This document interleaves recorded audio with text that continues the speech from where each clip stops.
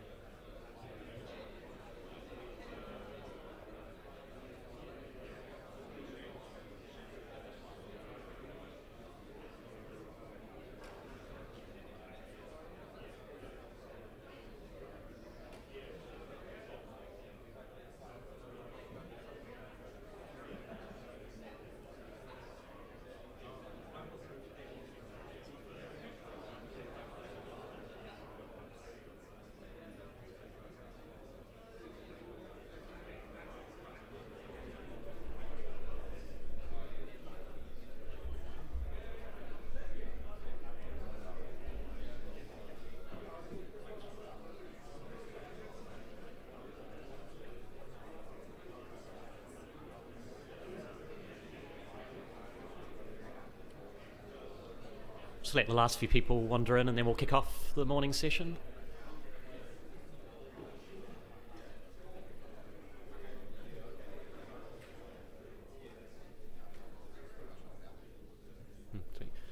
Okay, we're going to kick off the morning session now. So hope everyone's had a good night and not drunk too much and all of that. Otherwise, there's V's out the in the foyer that you might need, courtesy of AWS.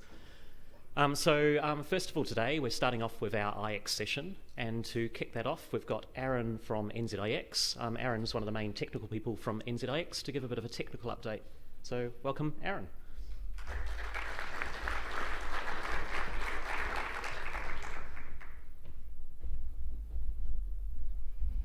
Good morning.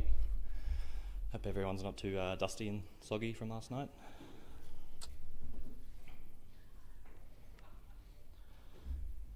Alright, so who am I? Based off from my computer, it's Aaron. I do peering things. So I work for Internet Association Australia. We contracted by NZIX to do the things for NZ. So we're a peering exchange. Here's the recipe. I've probably showed this before, but for anyone that needs a refresher, basically OSPF for the core, VPLS for each Ethernet fabric, with a dash of RSVPET for traffic engineering. Extreme Networks is our hardware vendor. It's mostly 100 gig boxes. Flex optics, smart optics for the laser beams. Chorus, 1NZ, Lightwire, dark fiber. Dells for route servers. Open gears for out of band.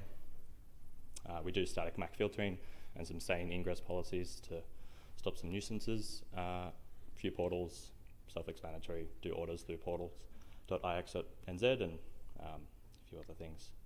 So this is Auckland Exchange as it is in 2024. I'll do a little bit of a tour, starting going clockwise from data center 220, so that's in the bottom right. We have two PEs there, 100 gig boxes. Route server 1 lives there. We have some intercap between data center 220 to other exchanges, just for management purposes. Going across to the left, Chorus MDR. So we recently migrated racks there, but more on that later. We have two PEs there now, and then we also have management link via Devoli over the pond. Going up to the top left, we have DWDM path. So just like FlexOptic was talking yesterday about the coherent 400 gig optics, that's one we have in production.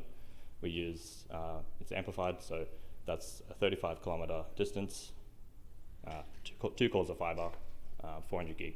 So these are just mux ponders, so 4 by 100 gig CWDM4 optics to a single 400 gig line side. Up top left, 2 degrees Albany, formerly known as Twitter, no, Focus Data Center Albany. Which should just be called 7A Parkhead, really. But there's some debate on that. Across, Route Server 2 lives there as well. Across to the right, we have Datacom Orbit. That's our latest point of presence. And between those two sites, we use a mix of, we try to use BiDies everywhere. In the past year, we replaced all our circulators that we had because FlexOptic at that time didn't have BiDi 100 gigs. We removed them out. We removed the circulators out and replaced with BiDies where possible, and we're just reusing those 100 gig LR4s. But we do have one path still with circulators in use, and that's on the top end.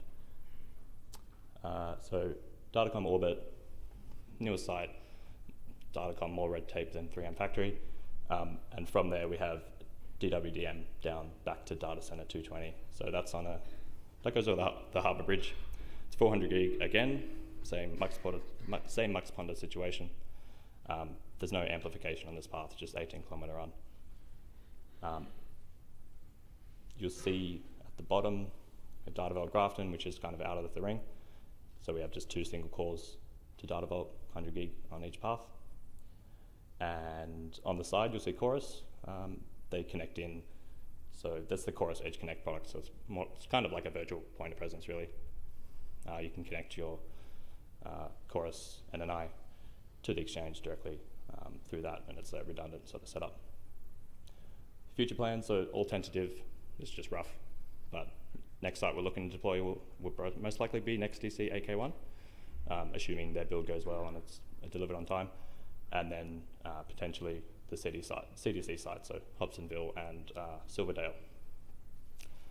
So going back to the DWDM path on the right side, so it's the Harbour Bridge, it's the 18 kilometre between Data Centre 220 and Datacom Orbit. I just wanted to go over a little fault we had. It wasn't customer impacting. This was, when was it? November? So basically we had to RMA a box. So what happened was we had a fibre flat, links all came back up, all good, and exactly 30 minutes later we had two of our MUX ponders uplinks go down. So that's our CWDM4 uplinks to the MUX ponder. It was third-party optics only, so we didn't mix 2 smart optics and 2 flex optics as the uplinks. That was just part of the design. The path was still up at 200 gig, very underutilized, and we also had 2 other additional redundant 200 gig paths out of that site on both ends. So it's not something we threw up on status page, but I thought I'll just share with you guys because it's NZNOG. Cold spare, put into production, old one sent out for review and looking at. It turns out it was basically a DC to DC converter not performing within their spec. So this happened to a number of batches on the DCP404 MUX ponders. It took them a while to diagnose this. Electrical faults can be really sort of ugly to deal with because they got inconsistent sort of results from many different customers.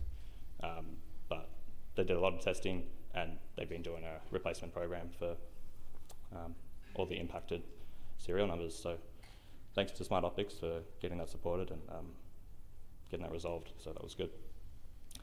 Moving back to the rack migration I did at MDR, I'm just going to get on my pedestal a little bit. Okay, before it was a bit gross. We had some really ugly cabling lengths and we sorted that out a bit. To migrate it, it took like 4 nights of migration. The picture on the right isn't what it looks like right now because that was me at 4 a.m. taking a picture and half asleep before we plugged in the DWDM and on the actual live traffic. But there is one big issue here, and this is something I don't dislike about this site, and the density of cabling. We can get 144 fibre really easily in 1 RU, but we were forced to use 48F panels. So Spark MDR chorus, if you're around, get these bad boys, plus one of these long boys, and you'll make me happy. So moving back just to update on Auckland. So this is just an overlap of the previous last year's sort of traffic graph. This is just like the other week where there was a fortnight update, as you can see the giant spike. So we've added about 30 gig of peak traffic year on year with Auckland. And as a cool kind of perspective, this is what it looks like as the years move on with Auckland. So from the start, each year beyond that, with our metrics data, it's pretty nice to see the growth that Auckland has done, and that's a testament to everyone here that has joined on the exchange. So obviously thank you, of course. So Wellington, no changes really last year. Spark DC Featherston exchange to Extreme DC. We have 2 Chorus dark fiber paths, some management, and they're actually 100 gig boxes as well. We have future plans, they're all tentative, and we do need your input. So anyone that has a suggestion for us where we want to deploy, if you want to do Chorus Edge Connect, Datacom Able is a potential site, and Chorus Courtney Place CPC Exchange is another site. So obviously we're not going to move on any of these sites until we get good feedback.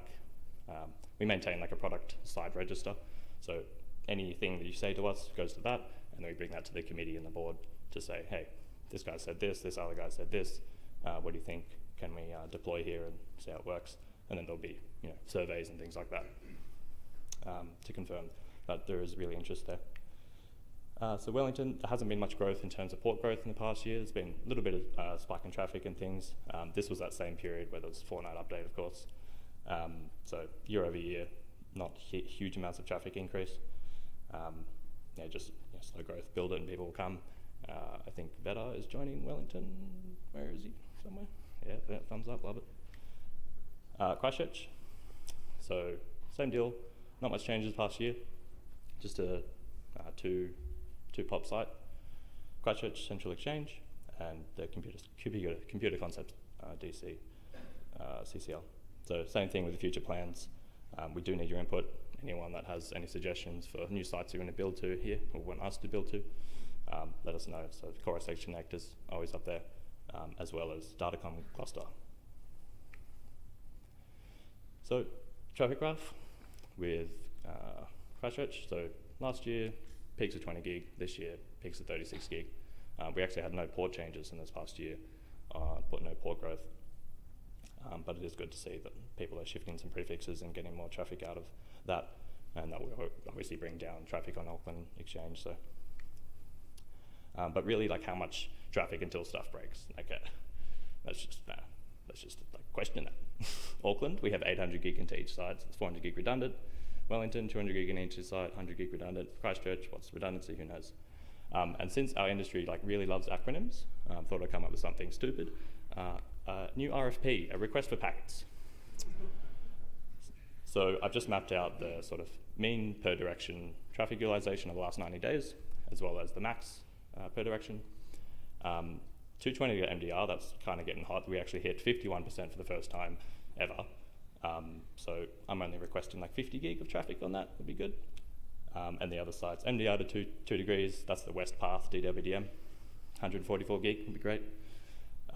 2 degrees Albany, to Datacom Orbit, 130 gig, muchas gracias. 220 Queen to Datacom Orbit, 132 would be pretty nice. And then 220 Queen to MDR, or slash MDR to Grafton Data Vault, 95 gig would be great. On the Wellington side of things, 97 gig. Yeah, they'll be juicy. None of these is going to break anything. This will only trigger really dusty alarms that we have that are, that hits at 50%. So, you could double this and it still might, it probably would make me sweat a little bit. But Christchurch, it's only 40 gig path at the moment, but we're looking to upgrade that soon. So 15 gig now. Once we upgrade, give us 50 gig. That'd be great. So that's just the general IX update. Now a bit of fun stuff. The portal. Okay. So the portal's taken a while, but it's getting there. IAA has been under a lot of work developing the new portal from scratch. There was this IXP manager to deploy, which a lot of IXers use now. I decided we're going to run our own, do it from scratch, do it better. The current portal for New Zealand Internet Exchange has been in maintenance mode for a bit, and it's time for a new portal. So, anything I say here is a work in progress. Do not take it as a source of truth, but it's coming. And I'm a little bit out of my element here because I'm not a developer. So I did get some notes from our programming team just to go over and highlight the sort of components of the portal. Right, so the stack. So it's a Laravel stack, tall stack. Tailwind is basically used to do the color style on the buttons, the forms, the navigation. It does native scaling from mobile to desktop. Alpine.js, JavaScript framework to basically build the dynamic interfaces. So if you put in an order for peering, put in your ASN, it's going to automatically pull stats, things from peering DB, such as ASset, route set, route prefixes, limits and things. Livewire is just basically abstraction of just getting JavaScript out of there and just making it so our devs can focus on PHP. On the backend side of things, we use a number of like first-party and third-party packages. So Filament is used on the admin interface on my side, and then Horizon is used for jobs, so syncing invoices to Xero as an example. And then Telescope, which is basically a good debugging assistant. We have, you click on something happens, you get a 500 internal server error. That gets reported full stack trace in Telescope, so our devs can isolate that. So that screenshot is actually just a very, very proof of work concept. I did that just like yesterday or something. We've only just started doing the staging portal and building a new design and things like that. So behind the scenes, whereas code live, GitHub, of course. There's a lot of GitHub actions for this to work, so mend, renovate, used for dependency management, things, tests, auto-released, release please, sorry, is used for release automation.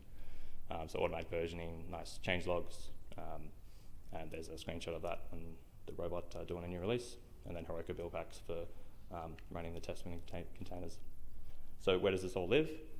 Well, it's not deployed for NZ yet, but this is IIA instance, a Kubernetes cluster.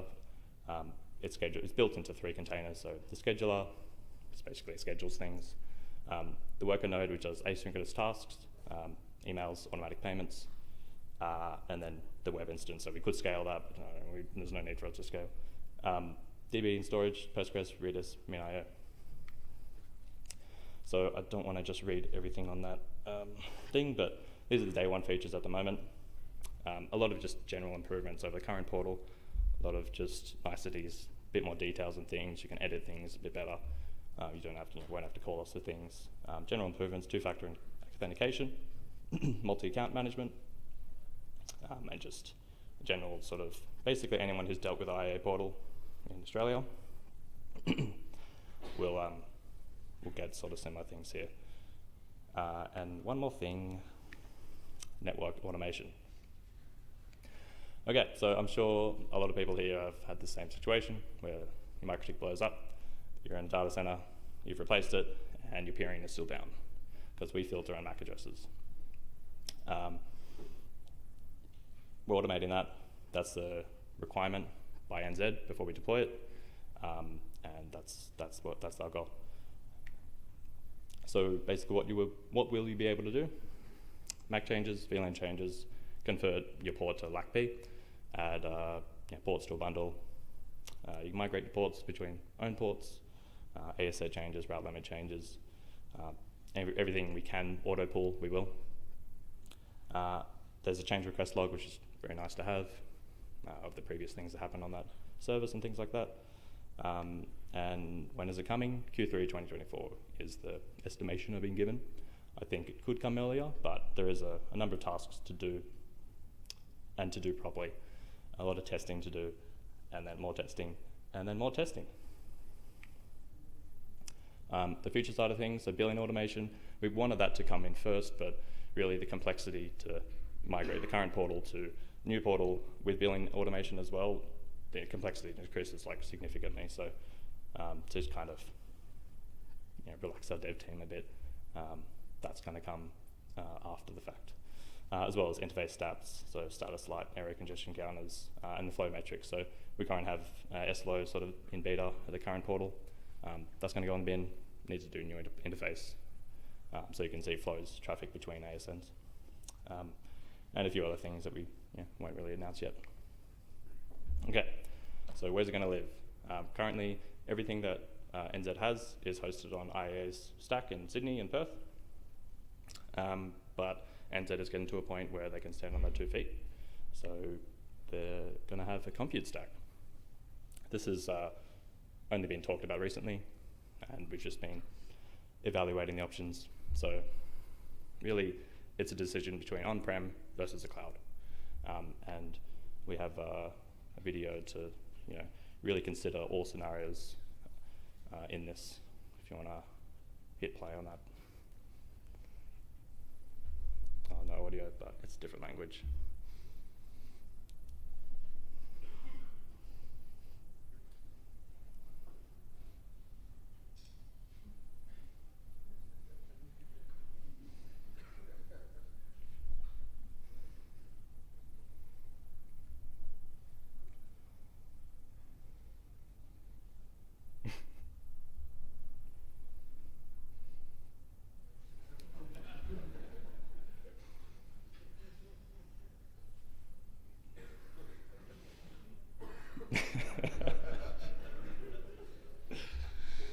Okay.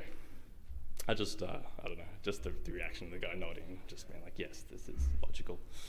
So what happens if it rains? I'll get to that in a point. But basically requirements of us is quite small.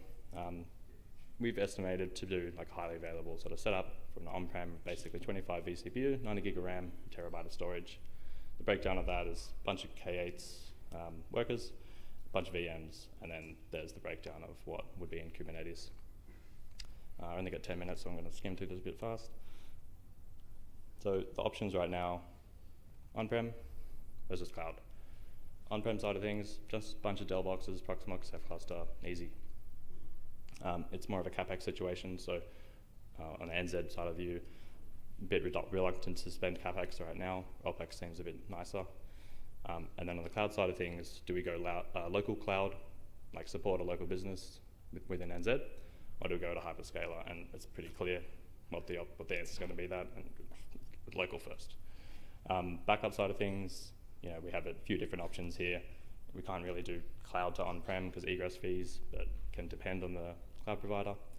So there's just this has only been the last 2 weeks or so of just looking at different options. So we'll probably have an answer in a week or two on which way we go. So what if it does storm? What if it does rain?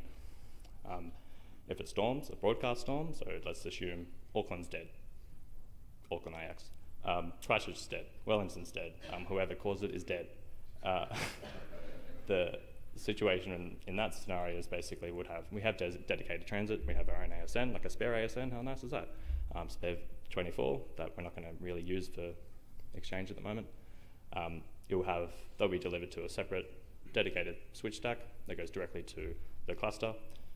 So even if everything's down, we still have at least out of band, we have a transit, everyone can still go to the website, it's all there. What if it rains?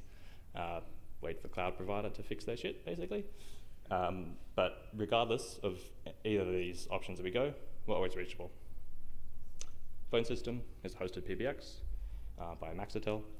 Email system, hosted customer service via Zendesk, and status is done by a status page hosted Atlassian.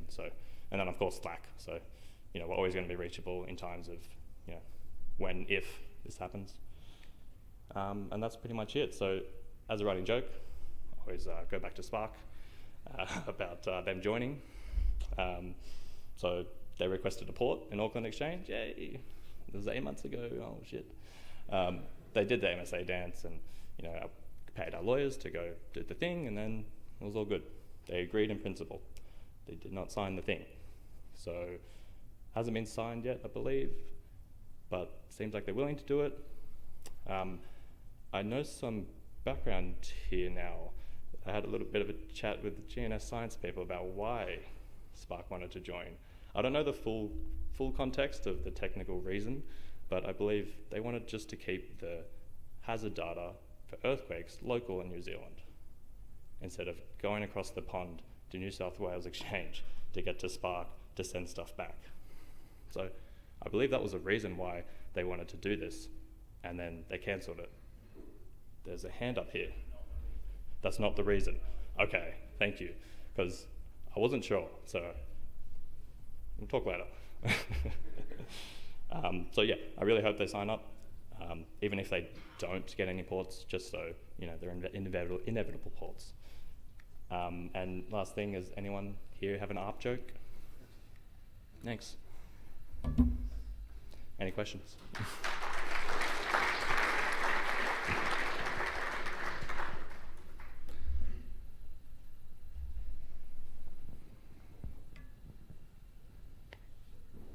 Hey, thanks very much for your really good presentation.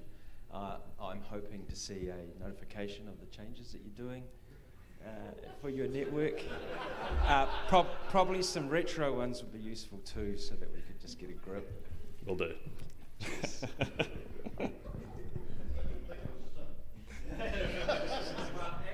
now that you say that what we were just talking about and saying, that would have made a great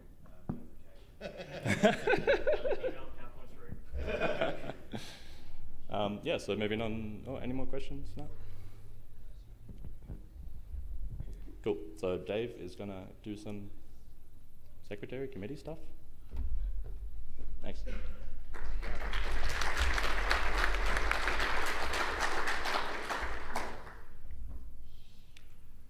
There we go. So one of the hats I wear is chair of NZIX as part of the NZIX committee. So here to just have a quick update on the committee and what's changing this year with the committee. So as Aaron said, we operate 3 IXs around the country. We are governed and run by a committee of volunteers. So 5 of those volunteers are currently elected by you, our members, and 2 of those volunteers are currently nominated to our committee. What we do in terms of governance is we govern the IX. We don't really operate the IX. So we do budgets, we manage growth and expansion and sort of control that. We do technical management, so we have a separate subcommittee that kind of looks after the technical side of things. One of the fun things is actually negotiating with tech giants. It's quite a nice thing to be doing, a little lawyer in Auckland and little us dealing with 12 lawyers from Google or AWS or whatever. It's fun but not fun, but yeah, one of those things. We do a bit of sort of ops and admin management for the everyday kind of admin stuff.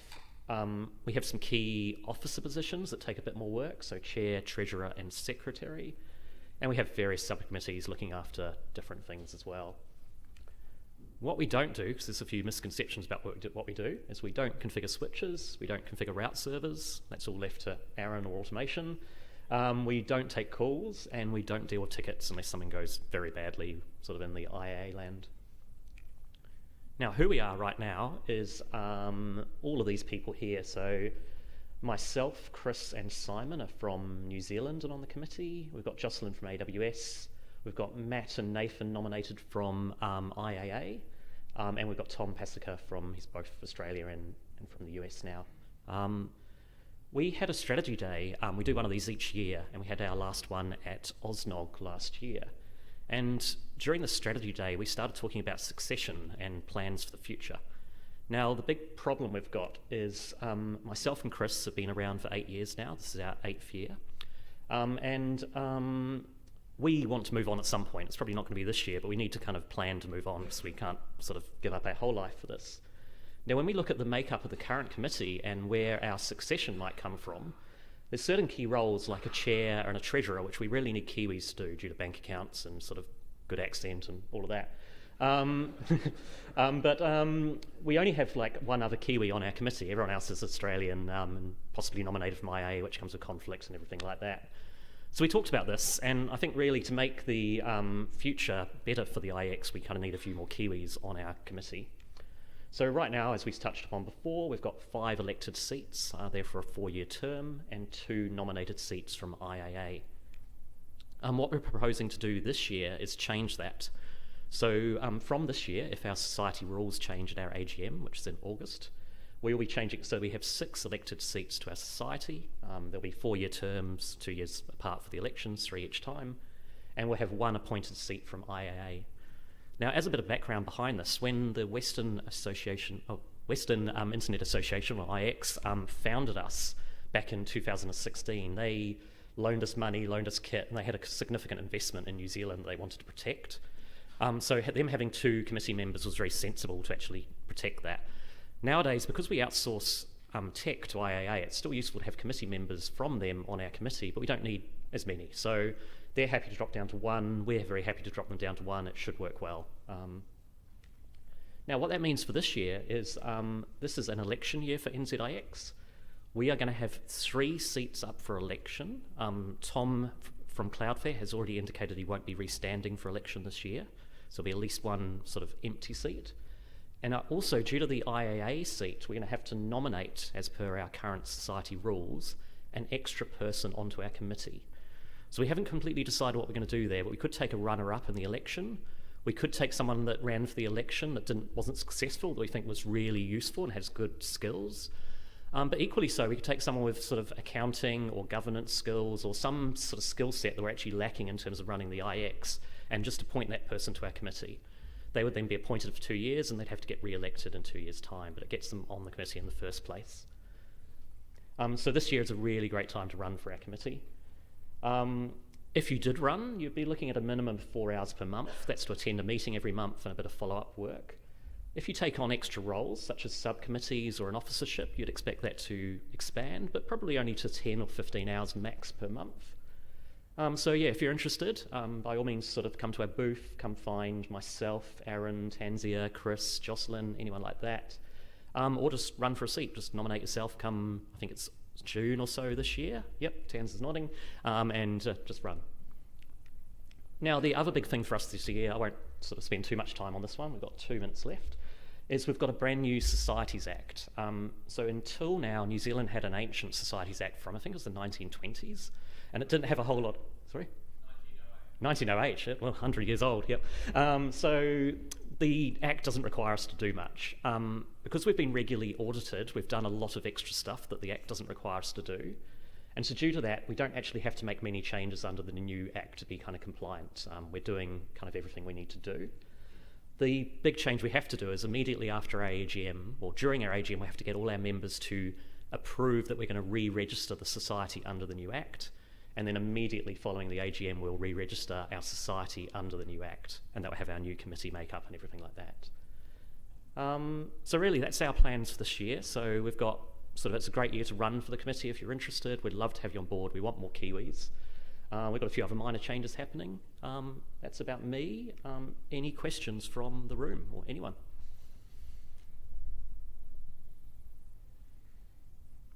No, that looks like we're all done and perfectly on time.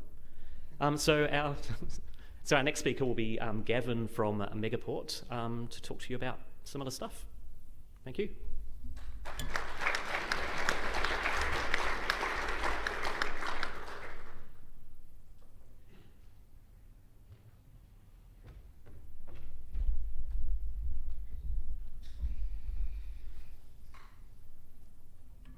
All right, morning. I'll keep this quick so we're on schedule for our break. Wanted to give a couple of quick updates on some recent MegaIX changes and some things we made a while ago. I think everyone here has at some point heard about routing security, RPKI, signing your routes, doing your rowers, all that sort of stuff. We've recently, over the last few months, rolled out RPKI validation across all of our remaining IXs. So we had done our German IXs about 5 years ago, and have finally finished doing the rest of them. So it's a good time to check whether you have signed your routes, have got AS macros, all that sort of stuff. This is what we saw during the rollout of blocking invalids. It's a pretty small number of routes that are actually filtered, and surprisingly, well, maybe surprisingly, maybe not, no drop in traffic. So there are, I think it worked out to about 0.3% of routes got filtered, and no impact to traffic. So anyone we thought was going to have a large number of routes dropped in advance, we kind of reached out to proactively and tried to give them a nudge. And then after the change, anyone we saw who had a sort of 50% of their routes or more impacted in some way, we've given nudges to, including a few people here. So if I've given you a nudge in the last few weeks, please come back to me, have a chat. If you want to check your routes, jump into our looking glass. You can select Auckland, and from there you'll clearly see any that are filtered. They are hard filtered now, so it's no impact to, we're not blocking traffic, we're just locking the routes. I believe at least one of the other IXs in New Zealand is doing RPKI validation as well. So if your stuff is showing up broken with us, it's probably broken with them too. So definitely go and fix it. I know at least one IX definitely doesn't do validation in New Zealand. The other thing is please put AS macros in your peering DB. A big part of the job of rolling this out is trying to find people's AS macros.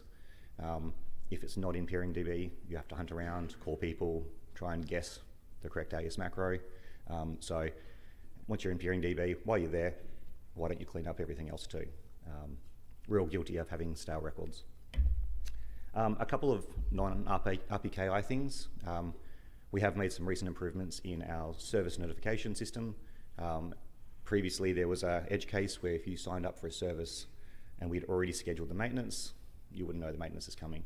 So now the system will spot that you've signed up. There's a service, there's an outage coming that's impacting you, so you will get a notification for it. You can customize reverse DNS of IX IPs. I don't know why people care about it, but people do. You can now do it in our portal rather than requesting it manually. And self-service move of IX services between ports. So things like upgrading from 1 to 10, 10 to 100, you can now order the new port, and when you're ready, do the migration in the portal. Previously, you had to contact our NOC, and they had some behind-the-scenes tools to do it. So you can now do it without talking to someone when it's convenient for you. I think that's it. That's it. So I'm happy to take any quick questions, but I just wanted to give you an update on the RPKI was the main thing. So if you need help with your RPKI, see me afterwards, talk to one of the NZIXs, or the APNIC people that are here. I'm sure Ellie will happily help. Dave, there's a few people waving their hands. Perfect time to sit down with an APNIC person and have them help you clean up your AS macros.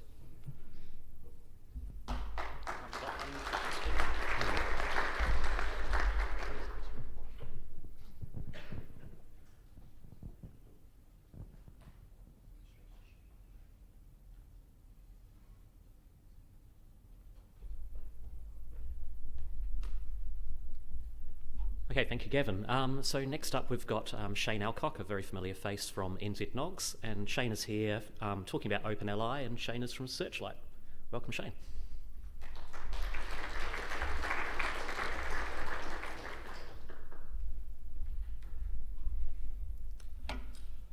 Thanks, Dave. I guess I don't need to introduce myself then. Let's get cracking. Right, so there's a few things I want to talk about today, and Gavin has very kindly given me a bit of extra time to do it, so that's great. I don't have to rush quite so much.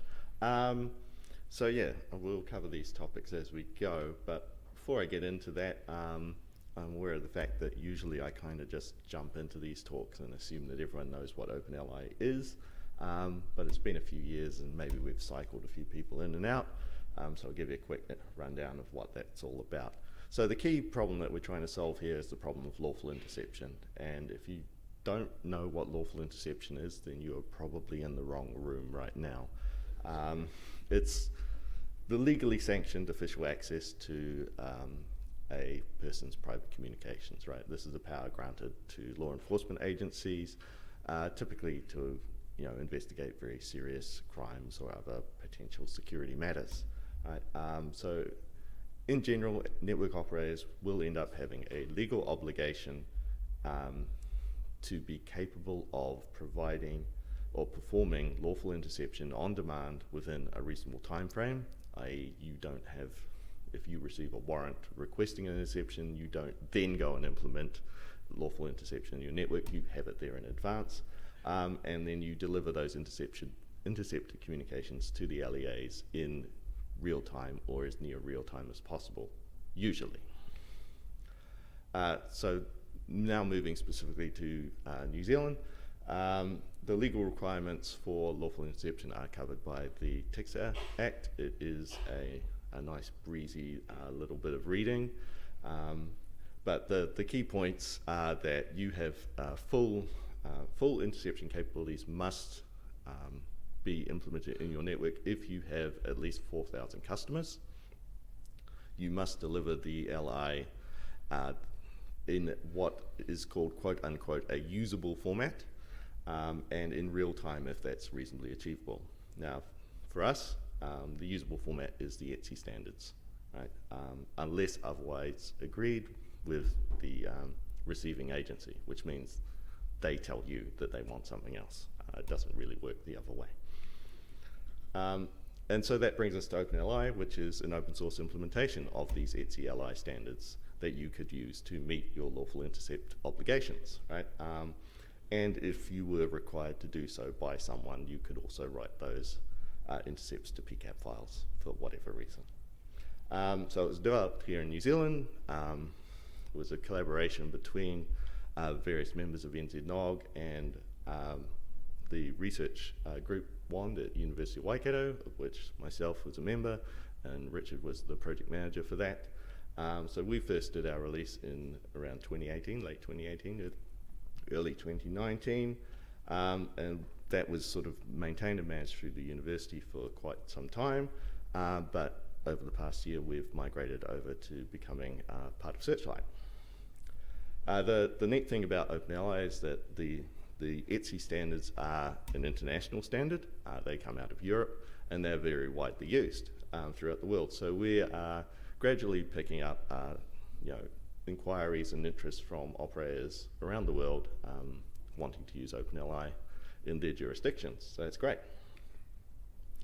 Right, so to just quickly go over the progress of our transition to Searchlight, it's pretty much done. So Richard and I joined Searchlight in April last year, just after NZNOG. and pretty much all support customers are now served through Searchlight, right? And the ones that we already had when we were at the university have, generally now just transitioned over. It's all been a pretty smooth process. And we really do appreciate your loyalty in making the move with us. So outwardly, it's pretty much business as usual. As many of you have probably noticed, I keep on developing and making releases. Richard keeps on handling inquiries and sort of running interference for me. But the important thing is that the core code is still open source. You can still just go and download it and use it yourself. Nothing's changed in that regard. Now we have made, there has been a few benefits that have come from our move to Searchlight. So the most important thing is that we now have colleagues who have a lot of operational experience, and similarly we have a management that understands the network industry. So we have a few less. I guess we say we can collaborate and come up with ideas a lot more readily to sort of make OpenLI a more appealing piece of software for our users. The other thing is that because Searchlight has people who are doing deployments as well of OpenLI, we kind of get a much tighter feedback loop on things that aren't quite working so well, maybe need to change, need to be improved, the documentation's maybe not as good as it could have been, stuff like that, right? But also what we've been working on is sort of applying a bit more of structure to our decision-making processes, applying a bit more business sense to the project as well. And it's all with the aim of sort of keeping things sustainable in the long term. Right, so a big part of the work that I've been doing over the past year has been related to this ICE Asia grant that we received. So this was a scale-up grant, and we titled it OpenLI for the Pacific Islands.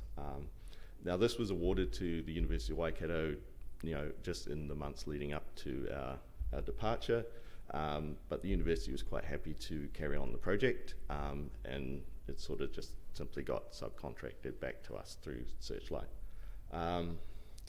So the main goal here was simply to take OpenLI and deliver it to the Pacific Islands and figure out what we needed to do to make it usable there for the folks who are operating networks there. So the first phase of the project was a pretty obvious one. We needed to consult with the operators and find out what their needs were. So Richard did a fairly comprehensive survey of the legislation in the various Pacific jurisdictions, and we both attended the Pacific Islands Telecommunication Association meeting in Port Moresby last year, and we spoke to a lot of people, made a lot of friends, but it turns out that our initial goals were perhaps we were a little bit ahead of our time, it's probably fair to say. So to give you an idea of this, I drew this diagram. LI is a process, and the deployment of LI into a region can be a long and very gradual process, and it starts with the legislation. But then there are other steps in the middle, right? Legislation is purely the starting point. It's a way of granting a power, but it doesn't provide necessarily a lot of implementation detail. So then, once the legislation is in place, then you get regulators involved who decide what the format is going to be, how do these things get transported, all those little specific things that you may need to change rapidly someday, or more rapidly than you can change legislation. Often in concert with working out the regulations, deciding the formats, the LEAs will be working out what equipment that they can get to receive the LI, and often these things happen in concert, right? The capabilities that the LEA is going to be able to get will inform what formats the LI is going to take. And then finally, once all of those pieces are in place, then we get to the stage where they can start asking operators to implement on their end, right? And so before OpenLI, New Zealand was kind of at the early stage of operator implementation. There were a few operators who did have something in place. A lot of people did not, and the pressure was coming on from the agencies. Now, I'm glad to say that we are pretty much at the end of operator implementation. Hopefully Steve's not shaking his head too much.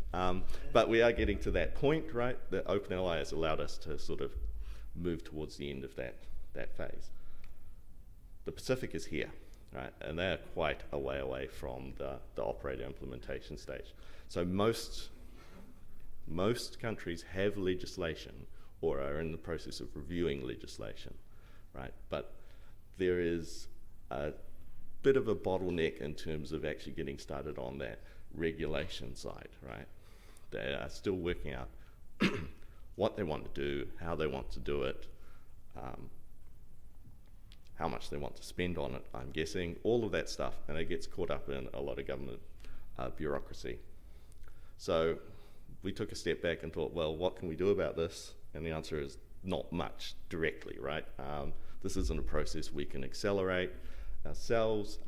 We spoke to a lot of people, we made a lot of offers of, hey, if you want to talk to us about, the whole LI field and tap into our expertise, then we're here. We've got this grant, we'll happily, use our time to talk to you. But, other than that, we have no direct influence on it. So we decided to pivot our project a bit more towards the idea of, right, let's make sure OpenLI is ready to go once they've sorted themselves out. Right? The other thing that came out of our conversations was that mobile is really the way that networks operate over in the Pacific, right? They don't, go and put a lot of fiber in the ground and run it to people's homes like we do here. It's all mostly based off of, scattering cell towers around the place. All the networks are at least partially 4G or are in the process of upgrading to 4G.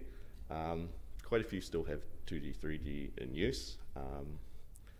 But in terms of 5G, it's only really happening over in Guam at this stage. But, there's aspirations as well, right? So the operators are anticipating that as they are able to get, fiber backhaul out to certain towers, then 5G might become more of a reality. So talking about 2G, 3G, OpenLI is entirely IP-based, so it doesn't really make sense for us to sort of go into implementing interception capabilities for that, right? It's all circuit switched, it's not really our area of expertise, and so it would be a lot of work. And, people are starting to turn it off, right? So really we'd be doing a lot of work for something that's going to just become redundant in the long term anyway. But the good news is that 4G is common. It's common in the Pacific, it's common here, of course, and it's also a building block towards 5G. So what we can do is we can start looking at how do we do interception for 4G. Once we have that in place, we can go from there towards 5G as well. And the neat thing about a 4G network is that all of the calls, all the messaging goes through this system called the IMS, which stands for IP Multimedia Services. So it delivers all of those calls, MMSs, all those traditional mobile telephony services go through an IMS over an IP network, right? So it's essentially just SIP and RTP, which, we've been doing that for years. And so it kind of looks a little bit like this. Don't worry too much about the details of the diagram. The important thing I want to point out, look, there we go, is that the things that come into the IMS are SIP, RTP, right? The only thing that is not SIP and RTP is if somebody has to make a call out to the old school PSTN network. So yeah, we're essentially just dealing with things that we already know about. And in fact, the interception standards for IMS is covered in the standard that covers regular, voice over IP. So it's the same standard, it's just a little bit of, a few extra clauses that we have to cover. Right? And we've done this work already now. It didn't take me too long. The main additions were we need to be able to get out SMS, and we needed to include location data that is carried on as a field in the SIP packets. For data, it's a little more complicated. The standards are very long, very large, and they cover just about every type of a technology that has ever fallen under the banner of 2G, 3G, 4G, etc. Right? So it's not feasible for us to just start at the start of the standard and implement everything from the way through. Instead, we've taken a closer look at it and thought, right, we'll do EPS for a start. That should cover most of our use cases anyway. Right, so there's a couple of things that we need to do to make mobile data intercepts work properly for 4G. The first thing is that the standard says that there are 3 possible ways that an agency can specify an intercept target. So normal one is the MSI SDN, which is the phone number, but it's potentially possible that they could come to you with the MC or the IMEI. So we need to be able to support using those as target identifiers. So not a huge amount of work to do that again, but it is something that we have to do. For the actual data capture side, that gets a little trickier. So there's, within the EPS portion of the network, you'll often see the GPRS tunneling protocol being used to ship traffic around. So this is actually split into 2 protocols. There's GTPC, which is the control plane, and that's essentially a way of, we use that just to map user identities to particular tunnels that are being used to transmit the data, the customer data. So this is the source of, the HI2, the intercept metadata. There's 2 versions of GTPC, but we only, once we move to 4G, we only really need to worry about one, which is GTP version 2. The other side of it is the GTPU, which is the tunnel, as I said. So this is just IP traffic wrapped up inside of a GTPU header. So all we have to do is look at GTPC, find the target's identity in there, grab the tunnel ID out of the GTPC, and then intercept all GTPU that has that same tunnel ID. Simple. And we've already got pieces of this in place. We did some work a while back for an MVNO in Brazil who want us to do some, it was a bit more custom in the way that their network worked. So they had us implementing the GTPC side of it, but their actual traffic that we were intercepting was not GTPU. It was just straight IP. So we had to get an IP address out of their GTPC and intercept that instead. So we have pieces of this in place, and it's just a matter of expanding it out to cover the normal use case, shall we say. Cool, so those are the things that we're going to try and do to complete that grant. It finishes, we're due to finish in the end of June, so we're on track to get all of that done. And then obviously, once we have that mobile support, it's something that we can deploy not just in the Pacific, but anywhere a mobile 4G network exists. So a few other things I've been up to this past year. So you may notice that I've been quite busy. I've done 5 releases this year. The last one was 1.1.4 in January. Got another one coming up soon. And there's a whole bunch of stuff that I've included in there. The few highlights are adding support for email interception, adding support for a feature where the ETSI payload is encrypted. So even if someone was to crack the IPsec tunnel, the payload itself within the communication content would be encrypted. That's a requirement in some jurisdictions. Finally, support for the Cisco vendor mirroring format. So we can do that one now. And the other big one was a big rewrite of how the mediator worked. So the old mediator was very much a single-threaded process. There was an event loop, and it just kind of dealt with things in order as they came. But this doesn't scale, obviously. So I kind of re-architected everything to be a much more multi-threaded approach with RabbitMQ in the middle to just do all the internal buffering. The other benefit of that is that if the mediator has to restart or a connection goes away, we recover a lot better. We don't lose some packets along the way, which was not ideal. There have been a few glitches along the way, and I want to say thank you especially to the people, and you know who you are, who have reported these bugs to me in a prompt manner, and I've been able to sort of get back and fix them, so that's been great. Email was taken up a lot of my time this year. So we had a base implementation in place, basically nearly a year ago now, and I thought, yeah, we pretty much got that covered.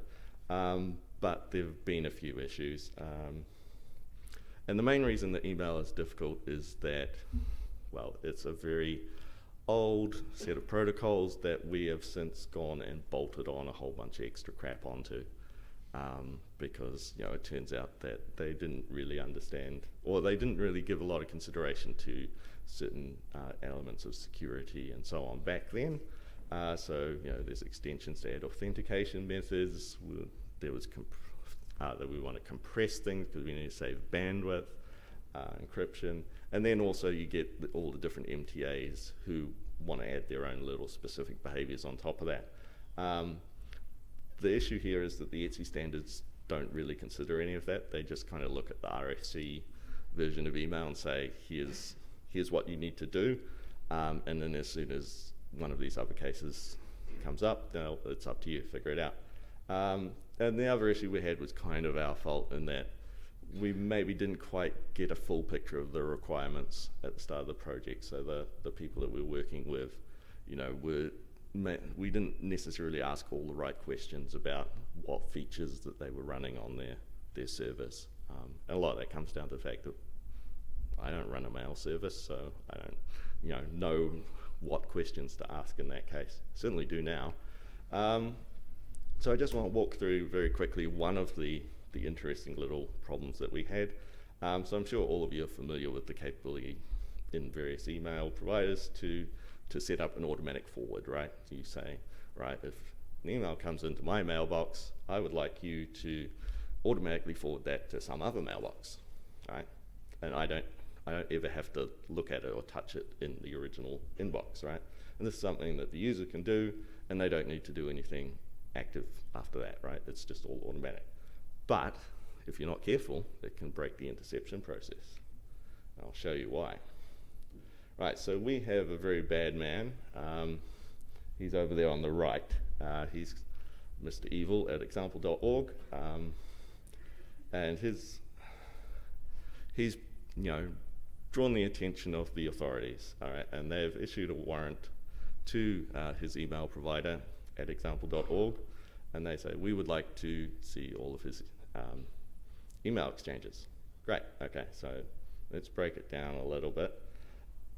Let's say his friend associate at openli.nz, over there on the left, decides to send him an email, right? So it goes through OpenLI.NZ's SMTP server, over to example.org.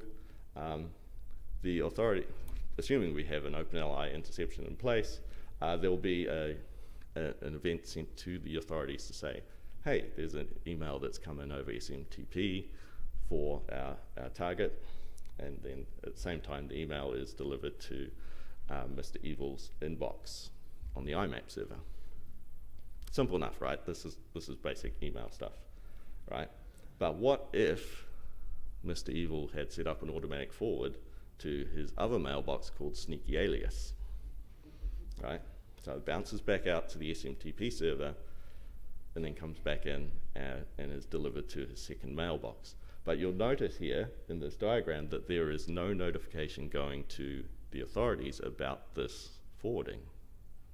Why is that? We'll see shortly.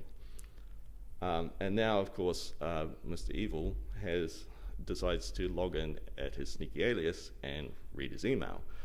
But once again, because that mailbox is not being monitored, there is no event sent from the IMAP side to say, Mr. Evil read the email.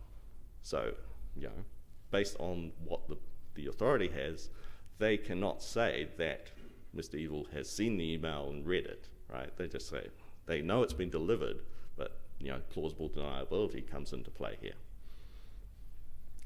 So what goes wrong? Right, well, if we look a little bit more closely at the SMTP exchange in this forwarding example, right, we've got a regular, oh, there we go, hello, okay, mail server's good to go, and then it says mail from the original sender. Kind of makes sense. Destination, the Sneaky Alias, right, data, so on and so forth. the target address isn't involved in that exchange at all. So we don't know that we're meant to be intercepting that. So how do we get it? We've got to go deeper. We've got to go all the way into the mail body and look for, in our example, this very specific header, XCIV redirected from the bad guy. You wouldn't have thought to do that at the outset of this project, would you? No. So yes, that's what we have to do. We've got to parse the mail bodies as well, just in case. Just in case there's something in there that the target, yeah, we can see the target address in there. Now, of course, that particular header, XCIV forwarding, is specific to one particular MTA, right? That's a dovecot thing. So what happens if another MTA is involved? Well, there might be a different header that we've got to look for. So we've got to make that configurable. And you can see how this kind of snowballs into a thing that eats up a lot of my time, right? The other thing is that we have to be careful about which events we generate in these scenarios, because there's no actual log in or log off. This is all automated. So we can't run it through the same sort of code path that we would do to deal with a normal email receive event, because nobody logged into the SMTP server to do this. Oh, it's quite the vibration for your 5 minutes left. Okay, so just quickly, a little bit about our plans for the future. I'm actually not going to be very specific here, but it'll be clear once I've finished the rest of this. So what we're wanting to do in the longer term is try and make a bit more of a public roadmap available to the community to sort of see what our current direction is, what we're working on, what our timelines are, right? And this is tied into our efforts to formalize and structure our development process a little bit more. But at the same time, it's really cool for you guys to be able to see that progress is still being made, and that your support dollars are actually going towards me doing things. I'm not just sitting around and waiting for you to come to me with a problem. I'm actually proactively working on things. So we already have an internal version of our roadmap. So this is just a GitHub project, and it just ties together all of our various GitHub issues and sticks them on a timeline. It's not very visible, unfortunately. And I've had to blur out a few things, of course, because in our internal version, we have various internal things that we also keep track of. But that's kind of how it's most likely going to look once we actually make the public version available. And a few more details. So we're sort of working on the idea of 4 weekly iterations. So sort of every month we'll kind of pick 2 or 3 jobs that will be the things I'll try and work towards. But these are posted in with the idea that these are sort of kind of they're the features and enhancement side of the project, right? I'm not necessarily putting up the bugs on there. I'm not putting up people's support requests. If somebody comes to me and says, oh, it's broken, there's a bug here, please fix this, then that's going to take priority over any of the things that might be in the roadmap, right? So that things can slip a little, right? But as I said, the idea is to sort of offer a bit of transparency here, but also invite a bit of feedback, right? So if you see things that are listed as potential issues that you really want to have pushed up the timeline but aren't on there, then you can let us know, right? And that's going to make us more likely to prioritize those things. So that's me. Any questions after all that? Got at least one.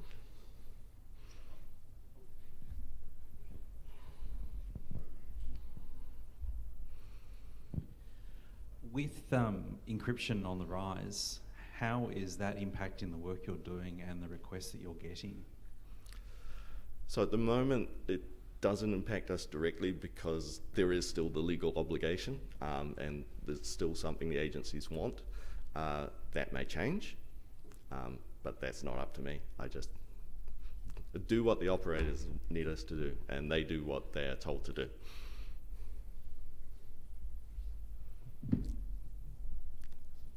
Is there one at the back there, or change your mind?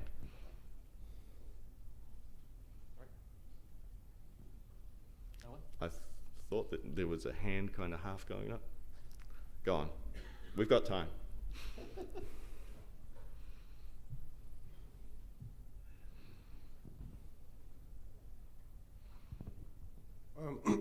My question is regarding the displacement of your software to be able to do this. There's a lot of providers out there that host mail.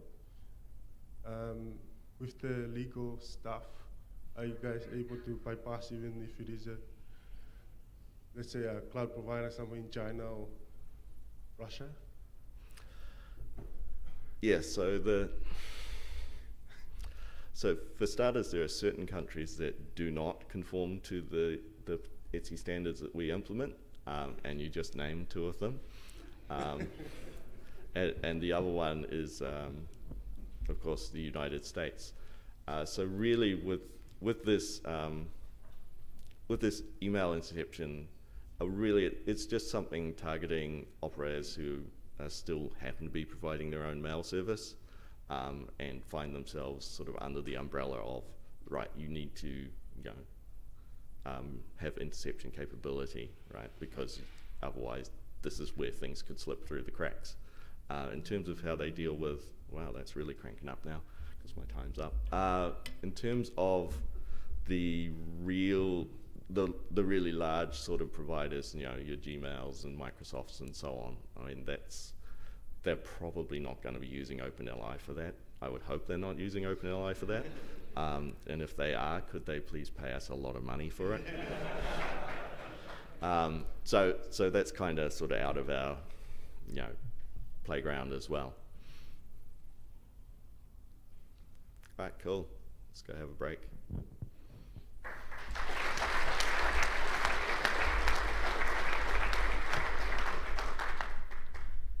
Okay, thanks everyone. Thanks Shane. So we're going on a break now. We've got 40 minutes and we'll start again at 11 a.m. Thank you.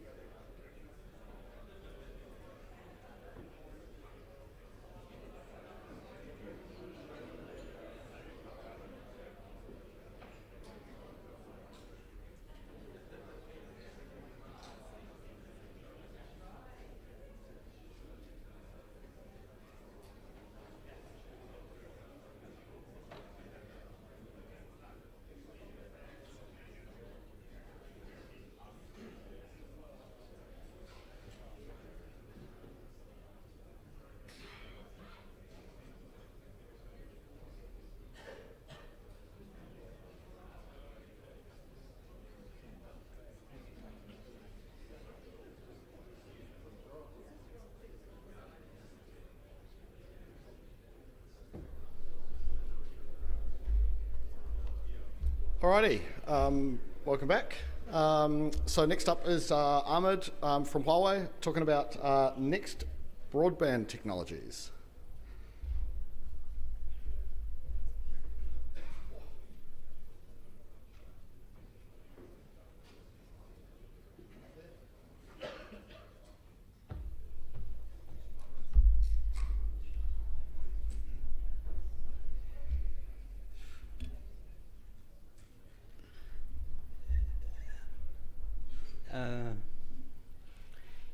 Good to be speaking to this crowd, and I hope you guys had good coffee, and you'll be interested in what I'm saying. Basically, I want to talk about next technologies, and that's in access and home broadband, and because all we do IP networks and transmission and stuff, but eventually it have to reach end users. So I want to talk about generally the evolution of copper network, cable, optical. And then I want to talk about Wi-Fi 7, the weakest link in this network, and then talk about technology that we've been developing called fiber to the room, or fiber to the to spread this Wi-Fi technology inside the house, and then talk about the next generation GPON technology, which is 50G PON. What drives technology basically is that we're going through waves, basically. The first wave that in optical, we started BPON and GPON and EPON.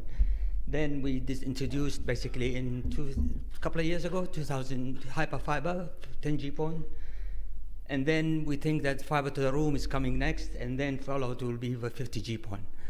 Now the main driver for this is actually going to say, why do you need this, basically?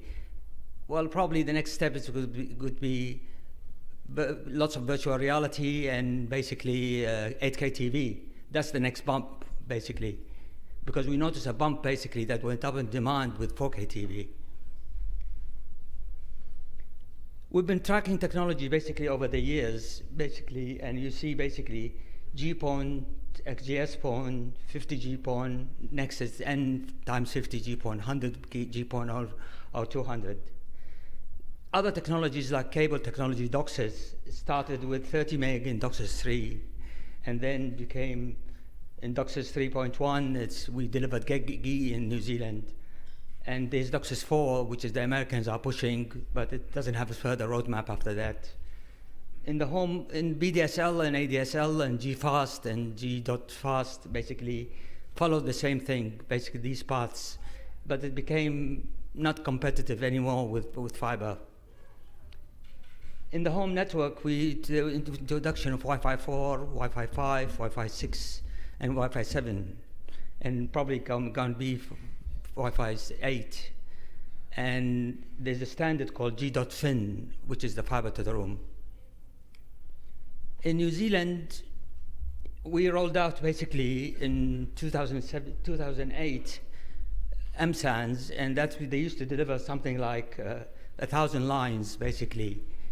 We followed that by a chassis which is very similar, and we served 2,600 customers from this. The next in 2018-19, we delivered 10G PON basically on a box slightly bigger. The fan size keeps growing, but the number of ports multiply significantly following that chart that we have at the top. So let's talk about the weakest link. The weakest link is the Wi-Fi in the home. The standard is actually called IEEE 802.11be, and the Wi-Fi Alliance is branded as Wi-Fi 7. The work started in 2019, basically, and by 2024, in January, there was the first wave of IoT testing and certifications. And what does it give? Basically, we contributed to the standard significantly. We headed the group that did the technical editor, basically, for the group, and we spend a lot of money on R&D in general. What's the difference between Wi-Fi 5 and 6 and 7 and 6E? Wi-Fi 6 basically can deliver raw throughput 9.6 gig. Wi-Fi 7 raw throughput is 23 gigahertz if you do all the bells and whistles that you can do. That's release 1. Release 2 will be 46 gig. Now, home broadband is not going to be 46 gig. But basically, the idea, Wi-Fi 6 introduced 160 megahertz channels, QAM, 1K QAM, that's 10 symbols per hertz, and played around with the resource allocation, basically how the users are multi-users at this. Wi-Fi 6E added the 6 gigahertz band, and the same as Wi-Fi 6. Wi-Fi 7 is going to introduce basically 320 megahertz channel and a QAM 4K. That's 12 symbols per hertz. And it added also lots of features in the resource allocation. And there's another feature called multi-link. Multi-link, basically, you can use the 2.4 in combination with the 5 gig, in combination with the 6 gig, and build one hell of a throughput together. And some of them have different coverage targets, but together they increase the reliability, and they can work seamlessly to each other. A bit like this, what was happening with 5G and MIMO.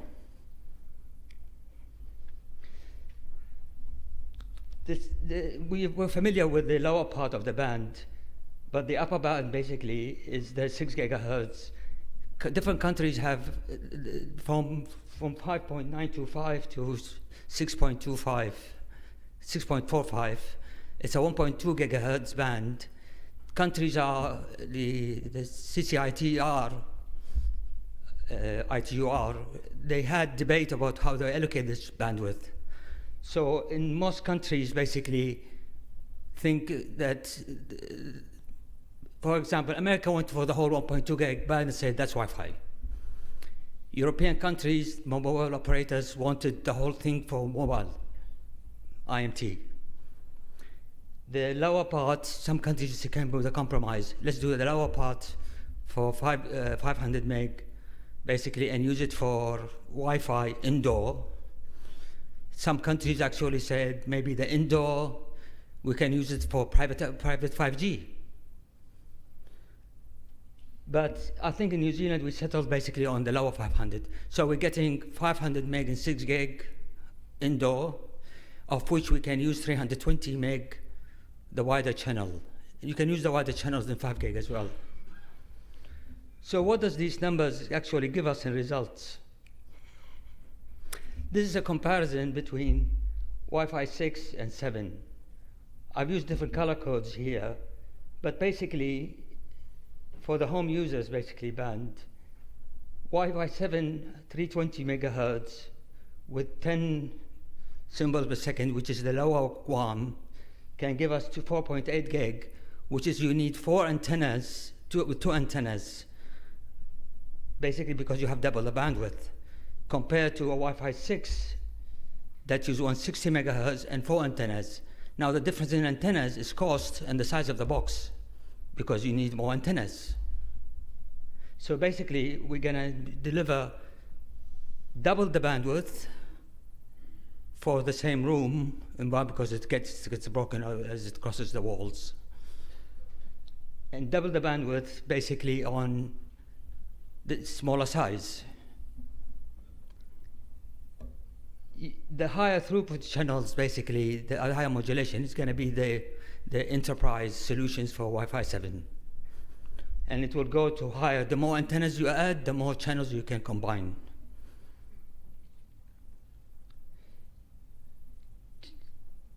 If you look at the Wi-Fi 6 today, with 160 megahertz channels, we're delivering about 1.4 gig actual throughput. In Wi-Fi 7, the throughput looks like this. This is 2 CPEs, as you can see at the bottom, talking with it through an XCA tester. So you hit about 2.9, 2.6. Now we also have done work in the radio itself. The amplifiers have linearity, and when you go into nonlinear region, you get noise. So we had a DSP process basically to pre-compensate for that. So the input that you put is the reverse of what the noise is going to be. So kind of noise cancellation. FTTR. For Wi-Fi 7 is not going to fix the problem when the room next door there's a concrete wall, or there's a cupboard full of clothes, it's winter clothes like in my house, where my wife doesn't throw anything. The ComCom commissioned some knows about the performance of the different bitstream services that we have, and compare the white box that the SAM knows uses to what the users in Wi-Fi are doing. It's probably 1/3 to 1/4. So even if the current user are using Wi-Fi 6, maybe 60% of them already have Wi-Fi 6. And access point for mesh, that's what's happening. So now someone will say, I don't need more than 100 meg. Think about 8K TV, thinks about the future, so this is about this. So some countries have this problem worse because their walls are built of brick walls, steel construction, concrete floors, between floors. So we are very lucky here with chipboard and wood and timber construction. The ITU initiated a project called IGG.inf, and you can see the number of standards that they're working on, but we're not waiting for that. We've got fiber to the room. And basically you have a master CPE and a pawn network inside the house with single fiber. They're going to a splitter to go to access points. It's like a little GPON network inside your home, but without all the GPON overhead. It doesn't need to do ranging. It doesn't need to do 32 nodes because it can only deal with 16. So trim down encapsulation, all that not needed. And the wiring that you use, basically, is a single fiber, optical fiber with hot glue attached to it, and you can glue it at the edge of the skirting and go out around the house. So you can wire basically maybe a room in maybe every half an hour. You don't need to fill in every room, but you can do a site survey. The system comes with a tool and app that you can basically do a site survey or initial guess at how it's going to work. The master actually controls the slaves, so the latency is reduced. The handover is reduced between those nodes significantly. We have sold about 10 million of those in China, and there is 40 operators globally who are using or launching this technology. You notice basically that I have an ONT that actually do this, but it does have a GAGI uplink, so it can hook up to an ONT in our wholesale arrangement, the special that we have, open access.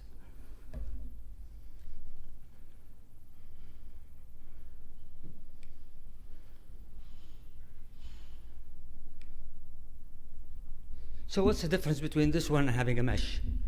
Basically, if you put the access points where they're supposed to go, you can deliver 1 gig basically, or 2 gig actually, because the GPON network is 2.5. And you don't have the loss between the mesh unit and the master CPE.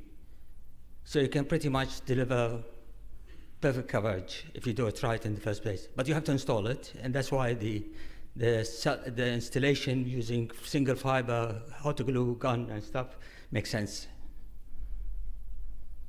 We're looking for option actually for self-install. Instead of a hot glue gun, basically stick that we have, it's a peel-off sticker that you peel off from the fiber and you stick it, and it's transparent. You don't see it. We also have a fiber to the room for business customers and SME. And in this case, the access points, the repeaters are roof-mounted, ceiling-mounted, and we have power over fiber. So we have a pair of wires with the fiber through a special connector so you can power the repeaters that you have around the house. And the boxes come in different sizes and this.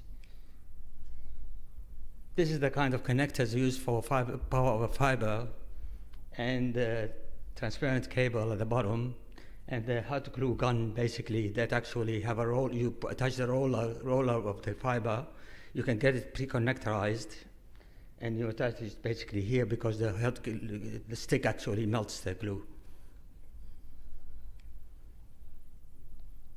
All this will feed more throughput, and we need to do something about GPON.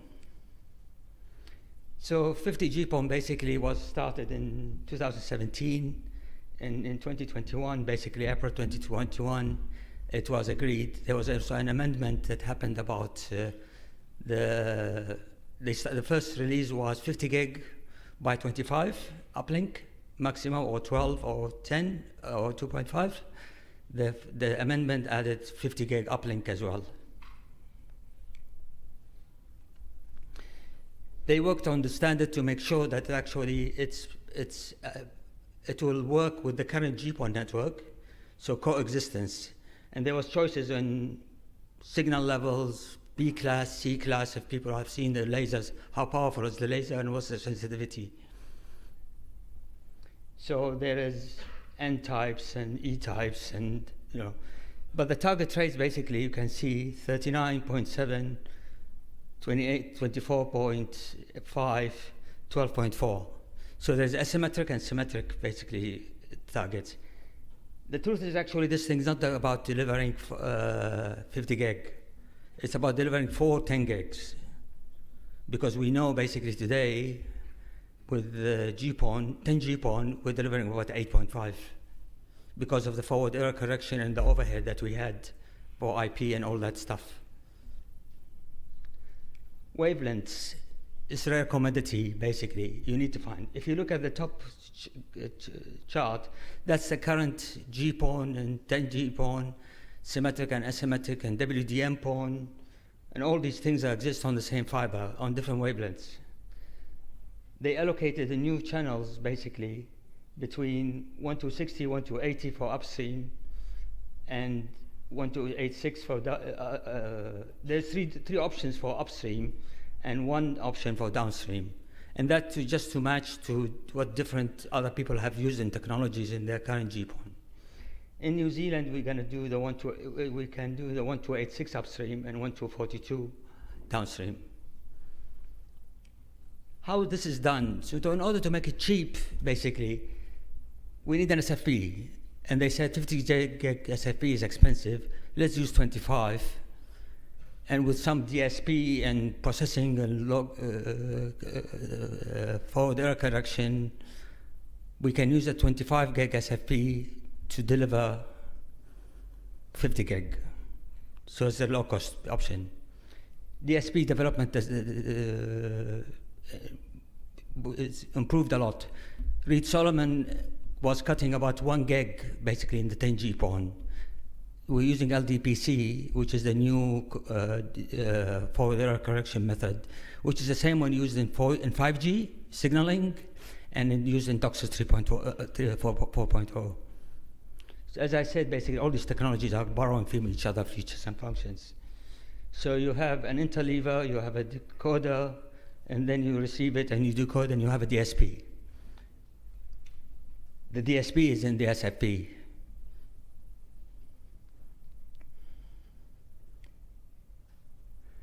And we've managed actually to put all through these GPON and 10 GPON and 50 GPON in one QSFP 28 form factor. The picture at the bottom, like a mirror maze house, this is what's inside the SFP.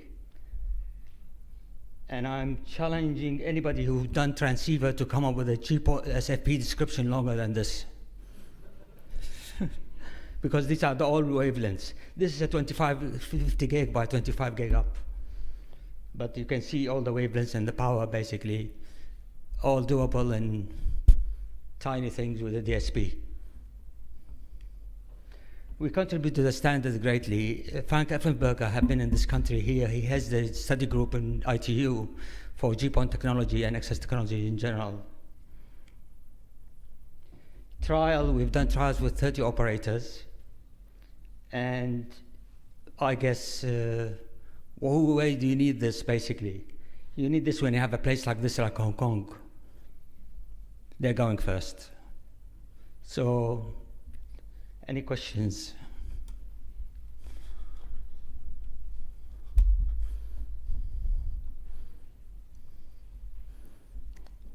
Not interesting?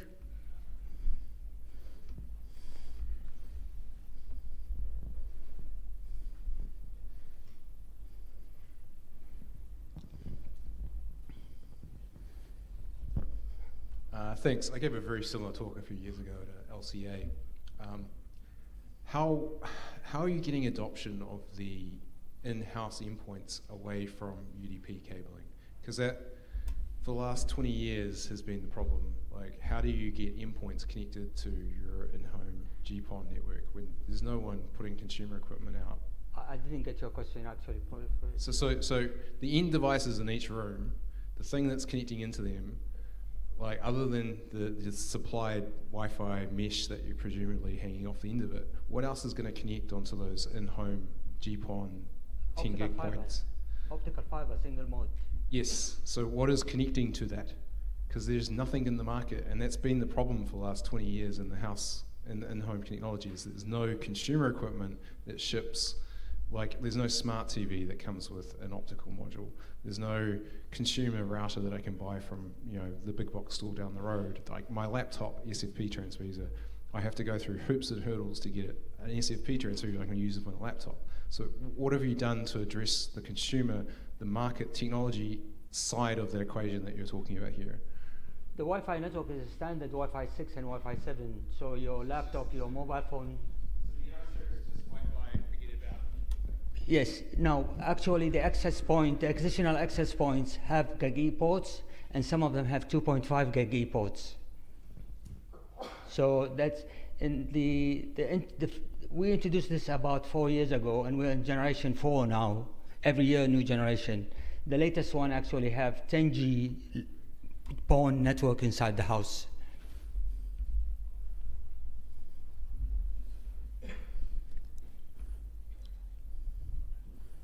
Cool. So just wanted to tease that out a little bit more. So you're saying that the Huawei vision is that the only thing connected to the physical network throughout a house would be Wi-Fi access points, and that every other device in the house would be Wi-Fi connected, not physical connected. Is that what you're saying? No. The master unit have 4 GigE ports. Yep. And all the access points have 1 GigE port additional. Okay. So you can plug into the access point, the sub-units directly. Yep. And you can connect to this and even have a phone line. Yep. So I think Joel's question was, what is it that you're envisaging the customer will buy as a product that they will plug into this optical fiber connection? They don't need to plug into the optical fiber connection. They need to connect to it through the Wi-Fi or the GPON ports on the devices. All right. Okay. Yeah. I think you've answered my question. Yeah. Okay. Thank you.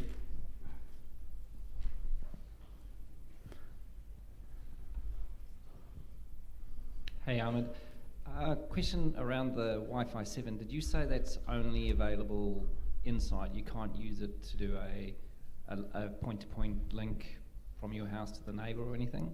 The 6 gigahertz bands is for indoor only license now. The 5 gig you can use. So one of the things that happened in Wi-Fi 6 basically is that the improvement done in Wi-Fi 6 was allowed to be done on 2.4 and 5 gig. Wi-Fi 7 these capabilities will also work in 6 gigahertz and 5 gigahertz and 2.4 gigahertz. Unlike in the past when they introduced Wi-Fi 5 AC, it was only on 5 gigahertz. The modulation now is capable on all 3 bands. And because the mobile companies are actually fighting for that spectrum in 6 gigahertz because they need more, that's why they contained it today into the indoor use.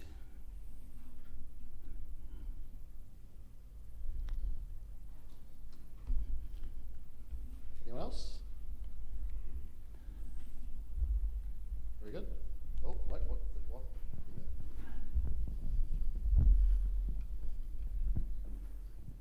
So between your access points and the end device, it's all proprietary. There's no plans for any sort of interoperable approach. The current implementation is proprietary, but we're actively engaged in the G.inf basically implementation. Yeah. The standard bodies in ITU, they are doing this basically. So, but as I showed in the list, there are 10 of them, 10 different standards for every aspect of the standard, the packetization and data model and all that. So the current implementation is proprietary. We're not the only one doing it. There's other companies doing this. But standard takes time. You know, I showed you graphs basically 2017 to 2021 is 4 years. There's demand now. Yeah. Maybe I'm missing something, but why does that section inside the house need to be like GPON? Why can't that just be Ethernet? Because you need an Ethernet ports, a switch. Well, I'll give you an example. Let's pull out. Why did we put GPON network to every home? We didn't put Ethernet switches in the cabinets because it was cheaper to run single fiber to a distribution point close to the end users. So in this case, we're replicating exactly what we've done in the masses, in the city sides, metropolitan areas. We're doing it at home. Single fiber, optical splitter, nothing to maintain in the optical splitter. Yeah. You have a master that's actually controlling everything. You don't need to configure an Ethernet switch. All that reduces the cost significantly. Makes it a bit more GPON works on the masses. We're just applying the same rules, the same methodology inside the house. Like running plumbing almost. If anybody's keen, talk to me about fiber to the home. We were looking for a trialist. Anything else?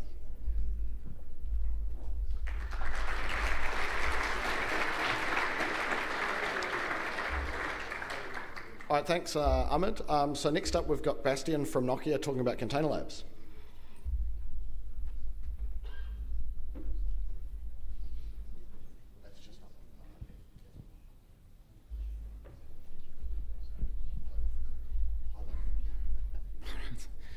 Okay. So good morning, everyone. It's good to be here at NZNOG.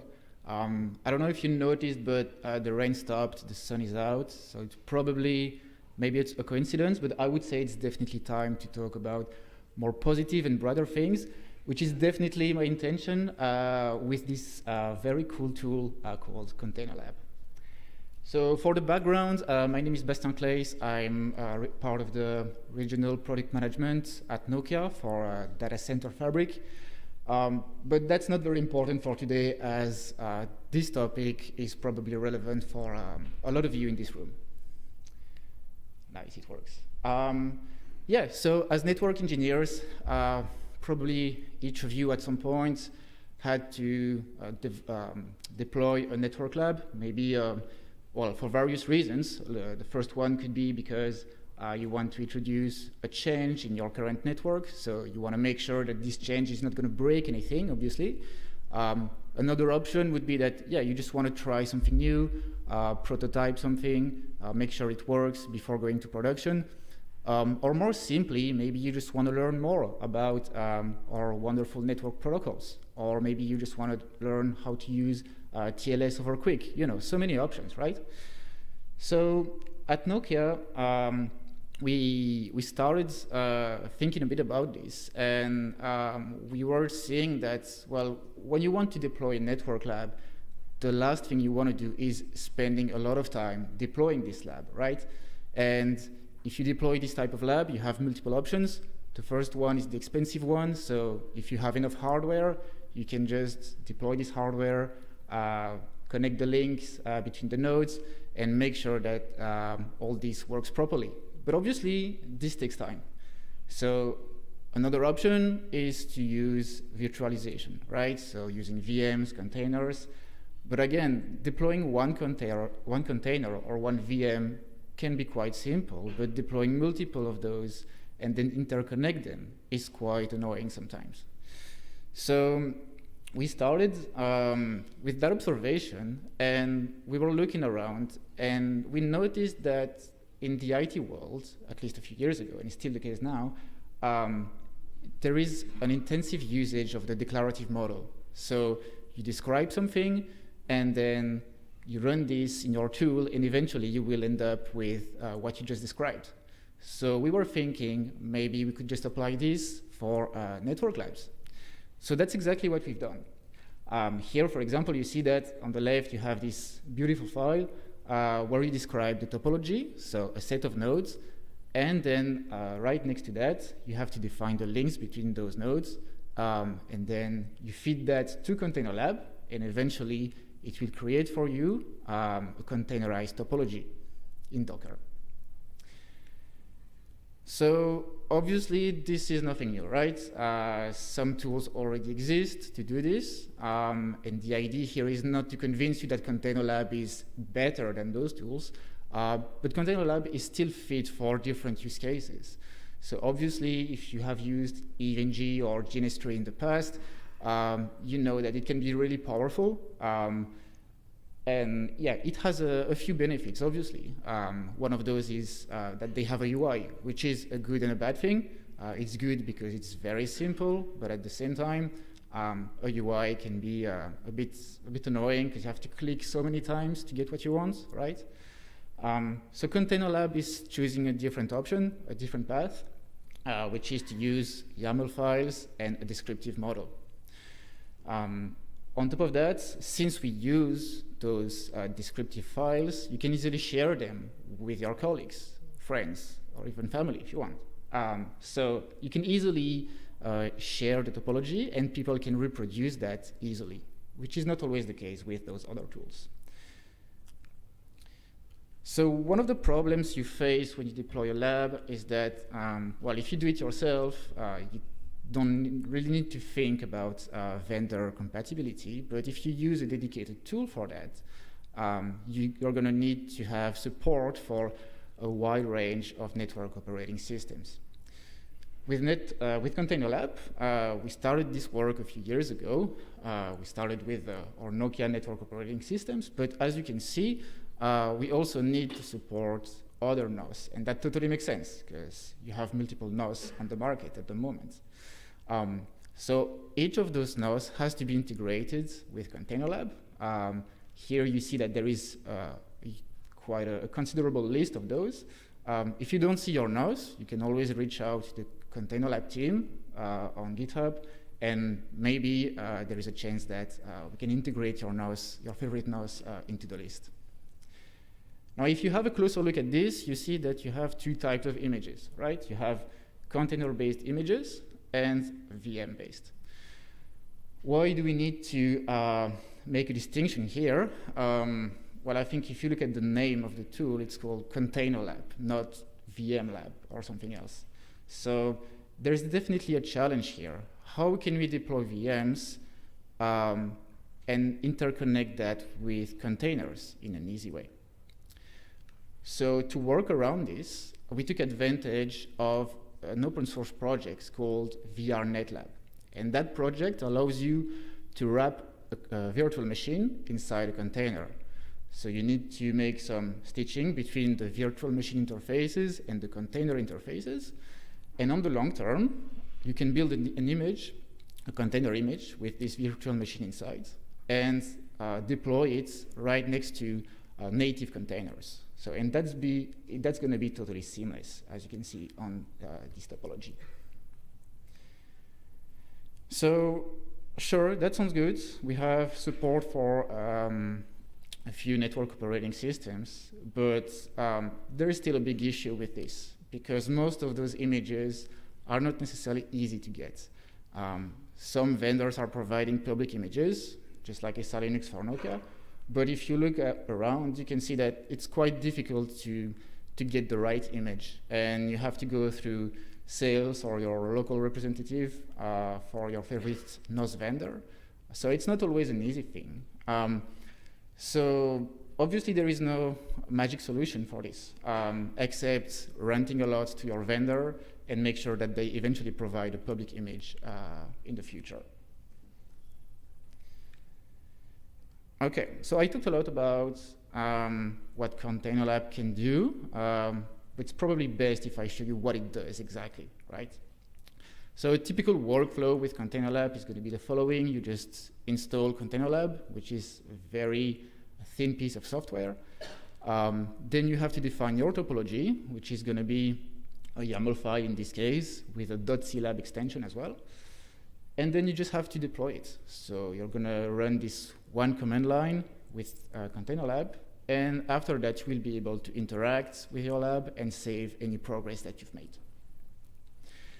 So let's have a look. Let's take an example here. We just have this very simple lab with 5 nodes, and we deploy on top of that a VPLS service in a provider score.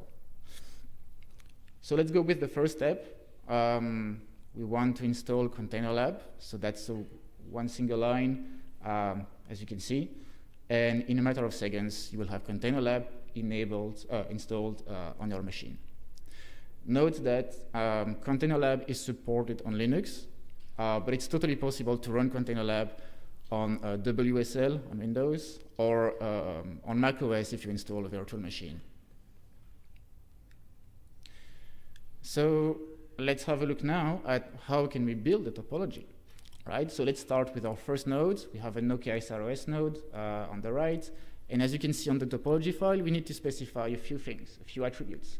The first one is going to be the kind. So that will determine, well, the nodes that you're going to use. In this case, it's SROS. If you had to use a Nexus node, it would be a Cisco Nexus, for example. Then you specify the image. So that relates to the Docker image, the name of the Docker image that is available on your machine. And then depending on the nodes that you choose, you might specify additional attributes. Here you can see you can install the license file directly. You can just reference it in Container Lab, and the container will use that when it's deployed.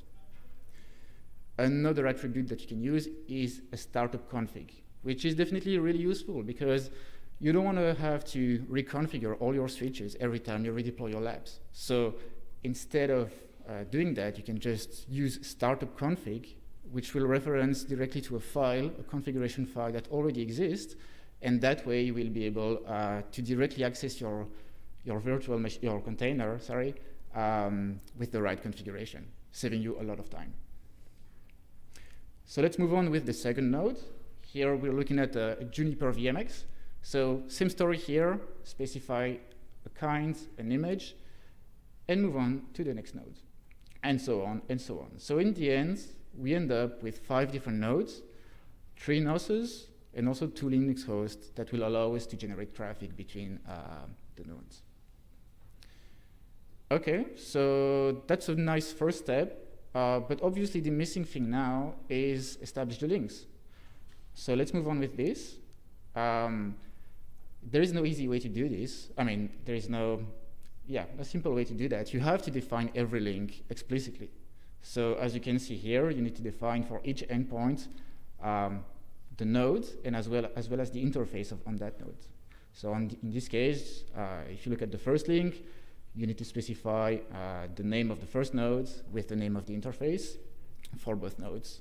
And then after this, the link will be created at deployment.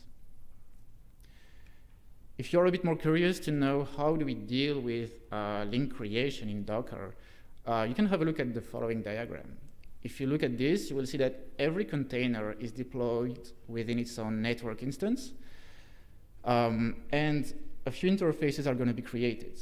By default, you will always have a management interface that will be associated, and it will go from the network instance, the namespace, the network namespace of that container until the Docker namespace. So that's for the management, and that will allow you to directly reach out to your box when it's deployed.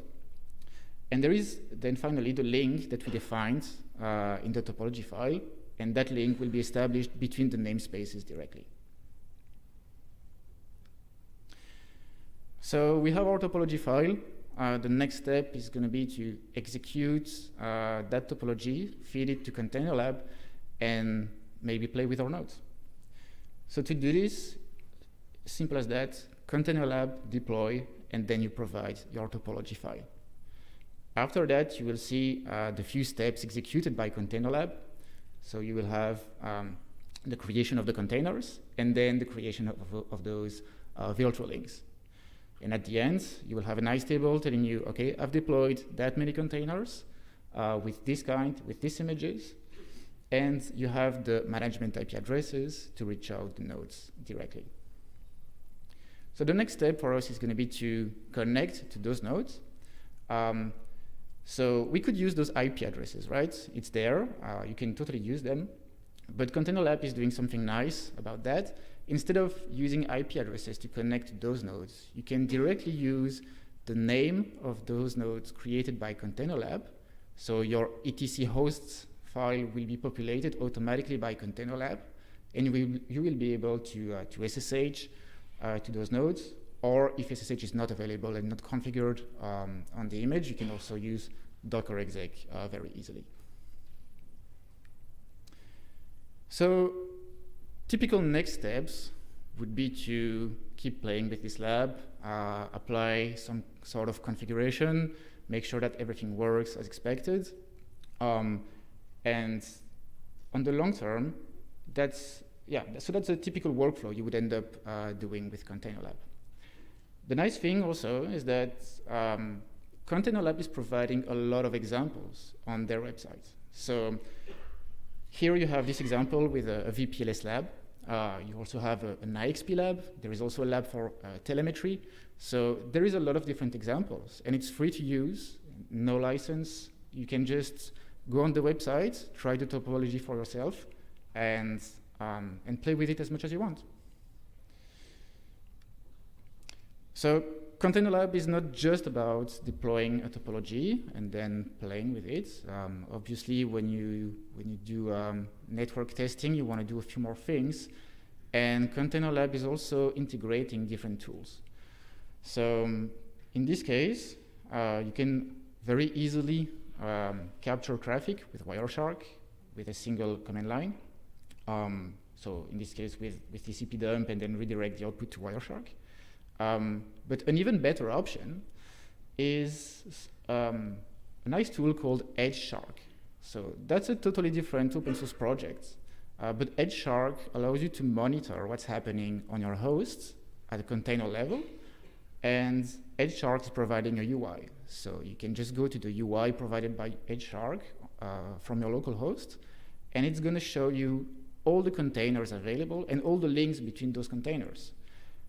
Once you see this, you just have to click one of those small icons close to the name of those interfaces, and you will instantly open Wireshark and listen to this interface. So it's very easy. So combined with Container Lab, it's going to save you a lot of time. If you just want to capture, for example, a DHCP trace, you just have to deploy 2 nodes, configure DHCP, and boom, you can directly capture the traffic without diving into the CLI too much and trying to get the right interface. Another option provided by Container Lab is link impairment. So obviously, virtual labs are never going to replace hardware labs because of a lot of reasons, right? But you can still introduce some impairments in the network. So you can decide to add some delay, you can decide to drop a few packets if you want to. And again, this is closely integrated with Container Lab, so you can just play with those links as much as you want. So Container Lab is a very active project. We have a release every month, 2 months. And I'm not going to read this list of features, but I think it gives you an example of how active the project is and how customizable it is. So if you just have a quick look at in December 23, we introduced health checks that make sure that some components of your container are actually deployed correctly. And if you couple that with stages, then you can really say, oh, okay, I'm going to deploy those 2 nodes, and then once their BGP session is established, I'm going to deploy this new node. And so you can really have a workflow to make sure that the network, the virtual network, will be deployed in a very specific way. So if you are interested to try it out, feel free to go to containerlab.dev. We also have a huge community, a reasonable community on Discord. So if you have any questions, you can directly interact on that one. And if you want to have a look at the source code of ContainerLab, it's publicly available on GitHub. And if you want to try any of those examples on ContainerLab, you can go to github.com/srl-labs for Nokia topologies. Thank you very much.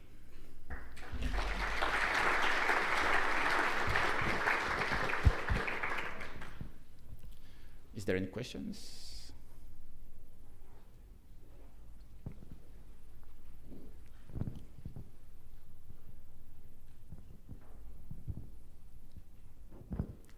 Hi, Bastian.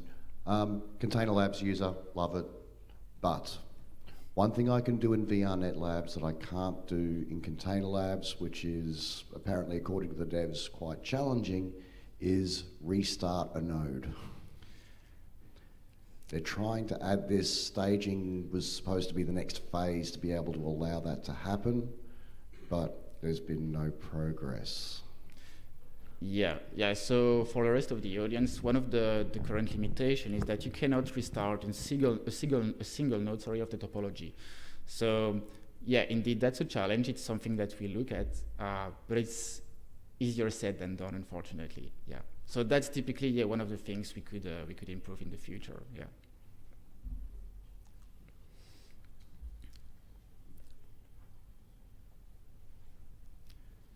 Anyone else? Going once, going twice. Very good. All right, thank you.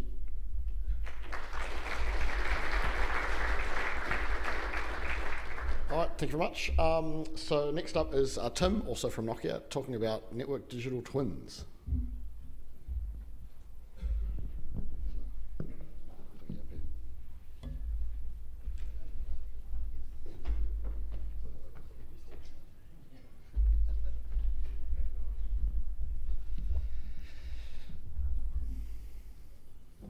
Remote seems to make sense. All right, good afternoon, everyone, or good morning, should I say. My name's Tim. I'm a regional product line manager at Nokia, focused on IP automation. So this is very much in my wheelhouse. And today we're going to be talking about building a digital twin.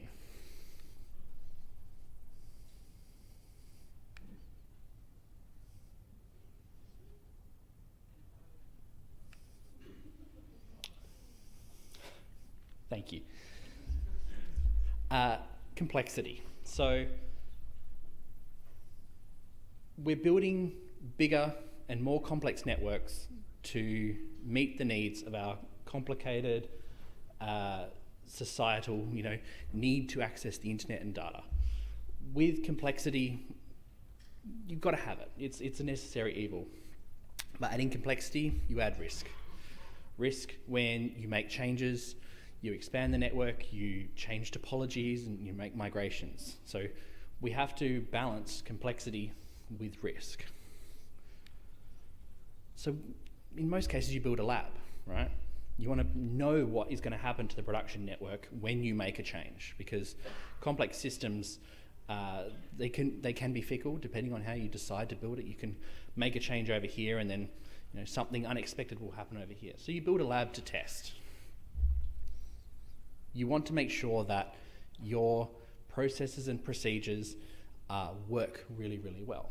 So if you're building, say, a 20-site network, you buy 21 sites worth of equipment. So you can have a nice replica of a site in your lab. You can break it, you can test it, you can upgrade it, you can migrate it, you can do whatever you like. The downside of this is you've had to buy an extra site of gear. That's expensive. You also are then limited in what you can test. What if you want to test, say, WAN policy or more global, protocol changes? Well, you're a bit limited to then one site. What if you and your colleague are working on two different sets of changes to the network? With a physical lab, you have to change topologies, change code, change operating system version. You then have to timeshare the thing, and that, it's added complexity and it's a waste of everyone's time. So then what is the dream? If you've not figured out by now, I'm talking about virtual labs. What we want everyone to have is access to a replica of production that uses the same IP addresses, the same identifiers, the same VLANs, the same host names, so that they can test changes using the tools and all the identifiers that are in use in the production network. This is obviously not super easy to do in hardware, so you're going to want to do this as a digital twin. And so what if? What if any engineer could immediately create a near identical subset of the production network for their own individual testing? They don't have to share it. Let's call it a digital twin. It uses the same network OS as the production network, the exact same code that would be running on your hardware in real life. It uses the same IP addresses and same VRF identifiers, VLAN identifiers. And it could interface with the same tooling that's in use by the production network. It could be your flow stats, it could be your configuration manager, it could be your automatic upgrade scripts. It should act exactly the same. So that's what we're going to build. We're going to build a digital twin. We're going to start on the left-hand side here with NetBox. This is where you build your network and you document it, and ideally, it's your source of truth. No longer are you keeping state in the network, you keep the state in NetBox, and you make the network so. NetReplica is the next stage. This is an open source project that will peek into NetBox using the API and generate a container lab configuration. So, as Bastian said, it's a little bit of a pain to generate all the links when you're talking about a non-trivial number of nodes. This is a neat shortcut. Container Lab can then figure out which kinds, so which node types are required, and spin up the network. For this demonstration, I've also written some custom configuration management, which we'll use to show you how you push config in and how you do changes. So as a survey of the room, who's heard of NetBox? Yeah, most hands, that's what I want to see. Who's actually using NetBox? Awesome. Who does their network change in NetBox before they do it on the network? Yeah, as I thought, right? This sort of approach to digital labbing relies on your source of truth being accurate versus what you're going to test. When people go about a source of truth implementation, it's always we document it first, and then at some point you need to swap over to then filling your source of truth and then making it so with the network. So while this relies on that, I trust most of you do a fairly accurate documentation of your network in NetBox, I'd hope. So this is the network we're going to use for this demonstration. Text is a little bit small, I realise, but from the top layer we have two data center gateway nodes. For us, they're going to be SROS 7750 SR1. They're our newest FP5 box. Full tables, edge routing, hierarchical quads, that sort of thing. That's sitting in its own eBGP AS. Second tier is super spines. So these are going to be SR Linux data center merchant silicon boxes, 36 by 100 gig ports. Then we have two pods, and so super spines are also their own AS. Each pod has its own AS. There's iBGP between the pod, and then there's OSPF across the whole network for loopbacks. We've got spine and leaves running SR Linux on typical top of rack leaf and spine clos type boxes. We've modelled this network in NetBox. So this is just a list of devices. They've all got a region, a location. We're using the location field in this case to identify where it is in the data center fabric, whether it's a global set or it's part of a pod. We have a device role. So this is where it sits in the pod. So whether it's a DC gateway or a super spine or a pod or a spine. The super spines are on the bottom of that list. I couldn't fit them in the screenshot. We also have the manufacturer and types. So this is about making sure your documentation is nice and accurate. You've got the exact model numbers of all your devices specified. The third last or fourth last column is the platform. So that's the NOS that's running on the device. There is a tags column there with little blue demo tags. That'll be important when we get to building our replica. We'll drill into each of these devices, and you can see that they've got a management IP address and all this platform and device type information set. So this is the data center gateway, and this is a superspine. So everything is well documented. If we drill down into the interfaces on the superspine, we've wired them up as well. So first two ports are northbound to the data center gateway, and from about port 11 down, that's your downlinks from the superspines to the spines. And this is replicated on every device, so every link has been documented. We've also got /31 subnets assigned to each interfaces. It's more typical nowadays to do IP unnumbered within the pods, but for this demonstration, I threw some IPs on there. So what we're going to do is we're going to set up the demo environment. We're going to install NetReplica. We're going to deploy Netbox and Docker Compose with the seed data. And we're going to run NRX, or NetReplica for short, or NRX for short, against Netbox and generate our container lab topology. We'll deploy that topology and then push some configuration into the network.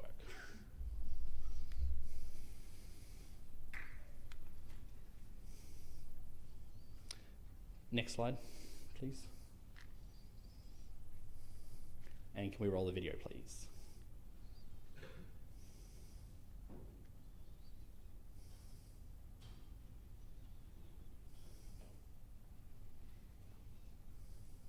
All right, so we've cloned down the Git repository, which there's a link at the end, and we're going to start by creating the virtual environment. NetReplica's a Python tool, so everything runs in a virtual environment. It's just good cause to keep everything contained. So we install a few dependencies for the configuration management and everything that NetReplica needs. We activate that environment, and now we'll install NetReplica. Again, it's just a Python package with a little bit of configuration. You need to tell it about the different types, where to find your netbox, the API key, that sort of thing. So now we should deploy Netbox. This is just a replication of the Netbox.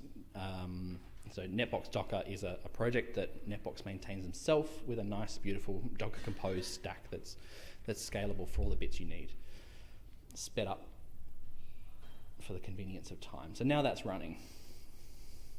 We can hop over to Netbox, log in, and everything should be where it's meant to be. We hop over to devices.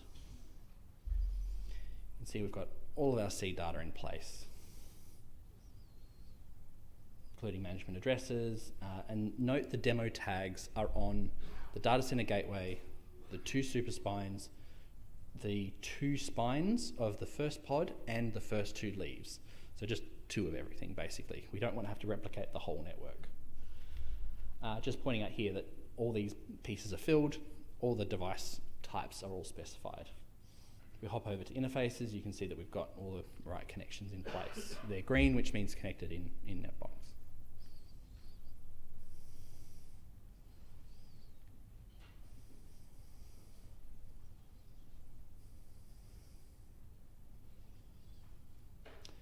So now we can run NetReplica. So this will connect to Netbox's API using the site we've specified and using the tag demo. So it will look for devices with the demo tag. If you're doing a different lab to your colleague, you could have your own tag that you slap on the devices that you want to replicate yourself. And this is the file that it generates. So there's 8 devices, 2 SROS gateways, and then 6 SR Linux nodes. You can see that it's specified the kind, the license in the case of SROS, and the type. So you can see the type there is SR1S. That's come from Netbox. Because with the images that Nokia provides, you pass in this type and the virtual container pretends to be that device. So if it's a 36 by 100 gig box, it'll appear as a 7220 IXR D3L in the image. And then it generates all the links appropriately. So we should be able to now container lab deploy that, because sid1.cliab.yaml was dropped into that directory, and it's gone and created all of our containers It's wiring them all up, and then each container has a little post-start process where you can push in configuration file, you can have it go fetch a configuration file from a remote URL. There's a bunch of things you can have. And now we've got our network up and running. As Bastian demonstrated prior, we can drop into the host name of one of our devices just via SSH, straight in. For the Nokia images, we pass in your SSH public keys. So it just authenticates natively. We've got all of our interfaces. This is pretending to be an SR1S, so it's a bunch of 100 gig ports. They're all down because that's the regular state of the box. They are administratively down to start with. And we've got a base config that has some keys and some basic control plane filtering. The sort of standard base config that you would put on a router with nothing else. If we hop into one of the SRL boxes instead, so the pod spine in this case, same key authentication. We can see it's pretending to be a 7220 IXR D3L. And if we show the interfaces, this image is slightly different because it will bring up interfaces that it knows are wired up with ContainerLab. So there's a neat little bit of integration on the image boot up process there. So because the interfaces are up, we can then check the LLDP neighbors and see, yep, we've got the leaves and we've got the super spines, and obviously to the host box through the management interface. We don't have any network instances configured, certainly not one called default, so we're missing some configuration here. So shipped with this demo, there's in these bash scripts, it just calls the configure Python script, passes in the CLab name, and yet I said commit true, so you push the config. And what this script does is it runs a bunch of templates that talk to Netbox, pull information out about each host name, and determine what configuration it needs, what IPs, what protocols need to be specified on each interfaces, and it makes this fabric workable. So this would be as if you're using Salt or Ansible or any of your other internal tools to do your network configuration.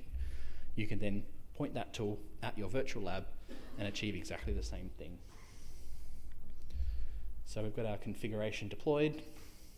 This has just shown up a bunch of diffs as it was committing.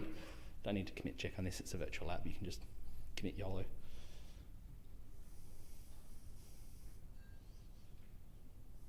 So you can see it's pushed in a bunch of OSPF config, a bunch of interface configuration, nice descriptions, IPs, everything we'd need. This is SRL config on the bottom, but there's also SROS as well. Because multiple NOS templates are a thing. We'll go hop into our DC gateway. We should now see that our port's up and configured. Yep, we've got link. Nice jumbo frames configured, all up at 100 gig.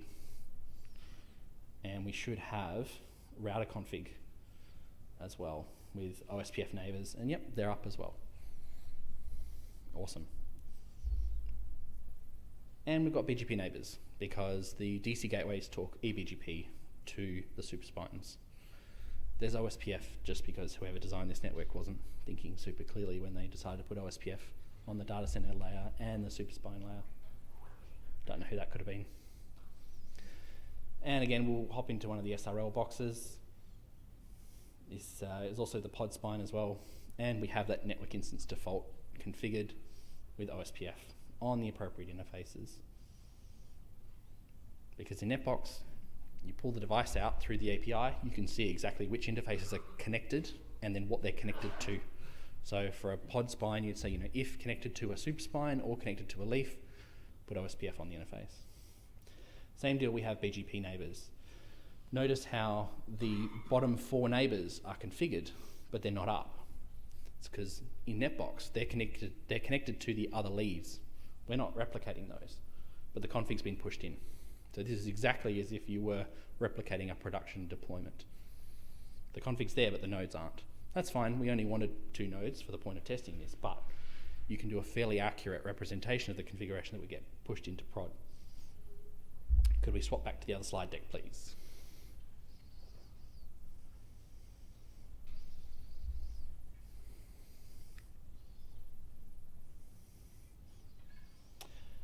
So this is probably readable. This is just a snippet of the topology file that was generated.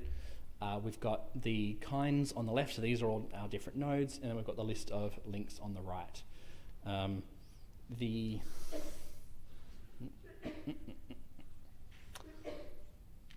You can see there's a section called labels underneath each of the nodes.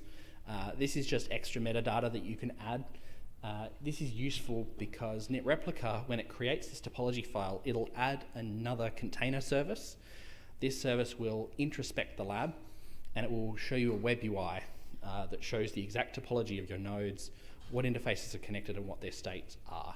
It uses a bunch of this metadata information to label the nodes and make a nice pretty diagram. So if you've got a fairly complex topology, you can have something visual to reference, because not all of us can keep a full topology in our head at once. And this is the container lab final state after the deployment. All right, so we need to test a change. As I've mentioned previously, it's probably not the best data center design. We're using one single OSPF area. It's not really going to scale. So let's adjust that. Let's, instead of doing global OSPF, let's swap to ISIS inside each pod. So its own instance inside each pod, level 2 only, still for the IBGP between each of the nodes.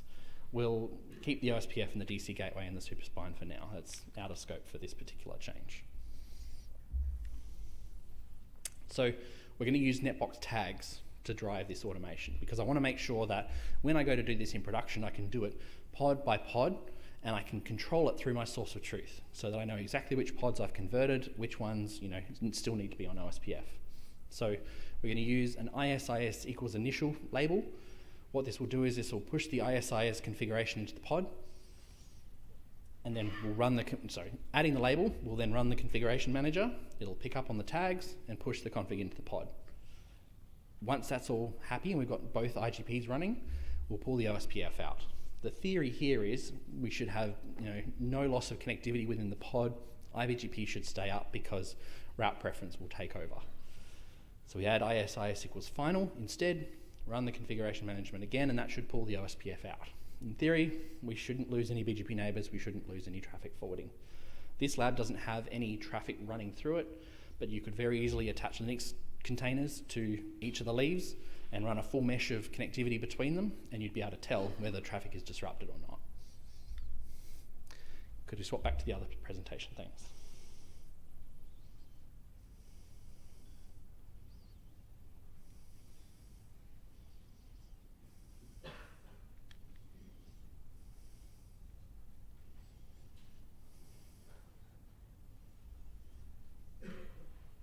So we're driving this from Netbox. We're going to select our pod 1 devices, so it's the 2 spines and the 2 leaves that we are testing, and we're going to bulk edit those.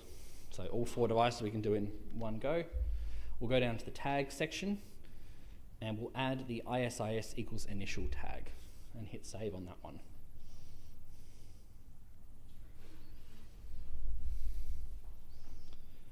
So now you can see we have our demo tag and our ISIS equals initial flag. We'll hop over to our configuration manager and we'll run our configuration. So we're expecting to see here added config, not removed config. So it's gone through the DC gateway and the super spines, nothing to add. But it's got to the leaf and spines, and we're pushing in some ISIS configuration. Again, generated from Netbox, so that we know which interfaces are which, we know which ones need the config.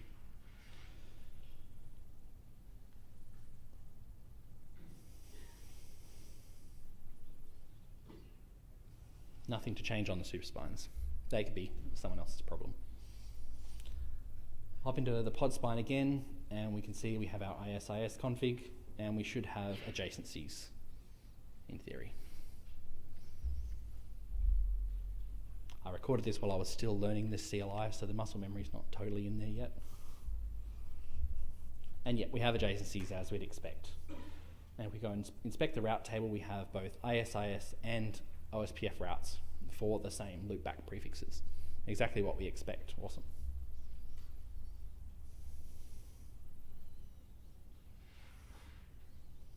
and we've got our BGP neighbours up, and they've been up for nearly 4 minutes. Keep that in mind.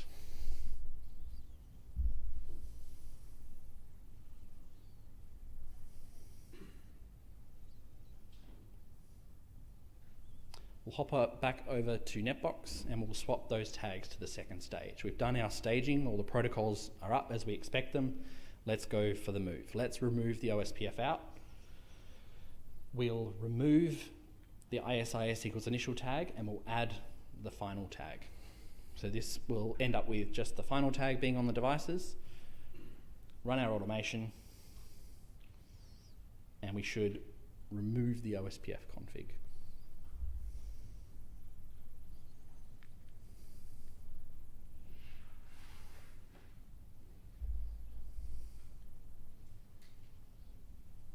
Should have sped this up a bit more. But so now we can see we're getting negative diffs. Exactly what we expect.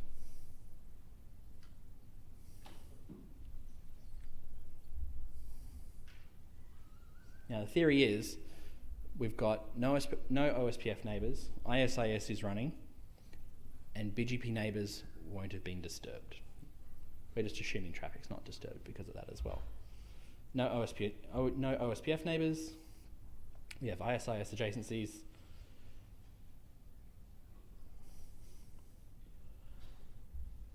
No OSPF configuration.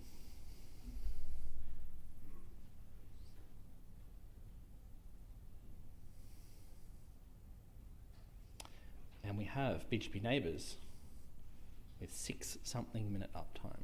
Great. Our theory panned out. We were able to test something by using the exact network OS in a lab. I'd now be happy to go do this on a live network with actual customers and actual traffic.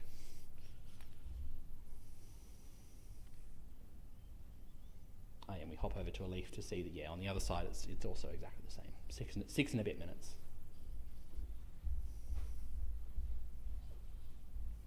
And no OSPF prefixes in the route table. Also no loopbacks from the superspine or the default gateway or the DC gateway. So we've managed to achieve the scale goal.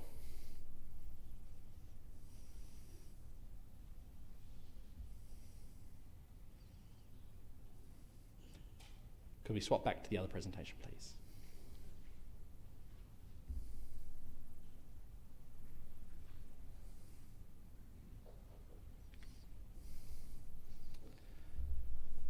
So, what we've managed to do is, using our source of truth, we've managed to automatically generate ourselves a topology file. We didn't have to build it by hand. We didn't have to, draw a little diagram to make sure we had our topology right.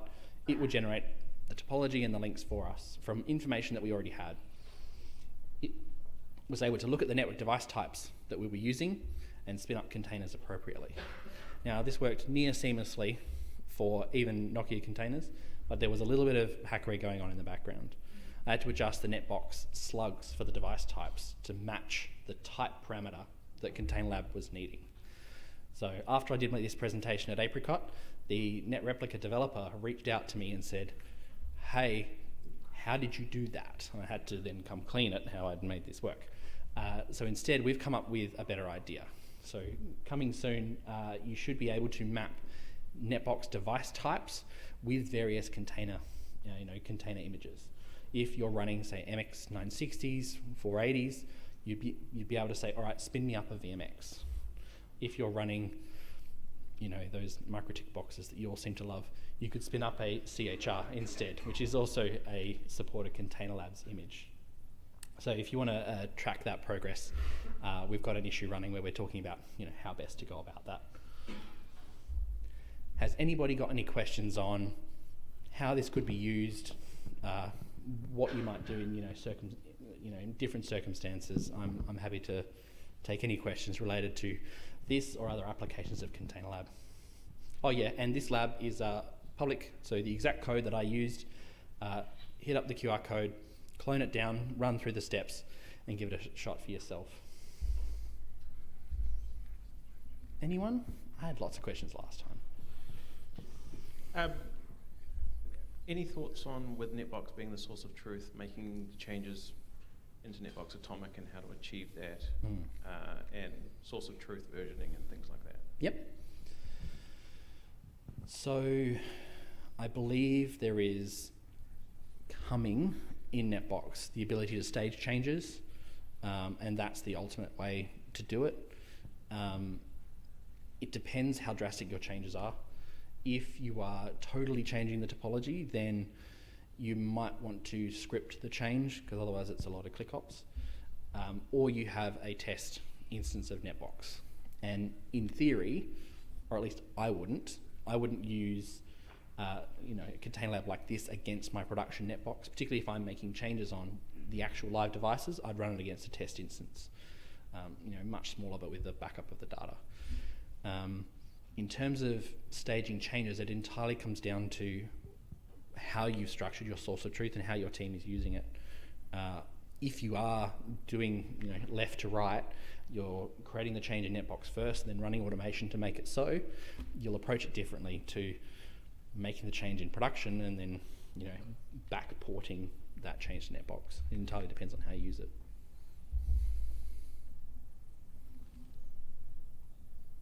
All right. Thank you so much. Thank you, Tim.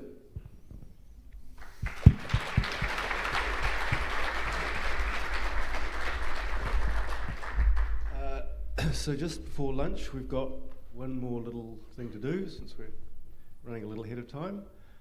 So 2015, NZNOG went to Distinction Hotel in Rotorua. It's the first time I was a trustee. People like Dean and Neil were still trustees at that stage. And we had a strong relationship with Internet NZ, and they sent along a new person to be the conference conference organiser for us, and that was Yvonne. And so Yvonne's been with us since then. She's organised all the biggest ever NZNOGs. 2020, there was a pandemic in the country, the world, and organising conferences wasn't really so much of a thing anymore, so she left Internet NZ. But then we came back and wanted to do more NZNOGs in person, and so we contacted her, and she was happy to work for us directly. So she's came back and organised the last couple. But now she wants to go and do some other things. So this is the last conference that Yvonne is going to have organised for us. So we're very disappointed not to have her anymore, but we're very grateful for all the wonderful things she's done for us over the last 9 or so years, and we've got a little presentation to say thank you for all your hard work.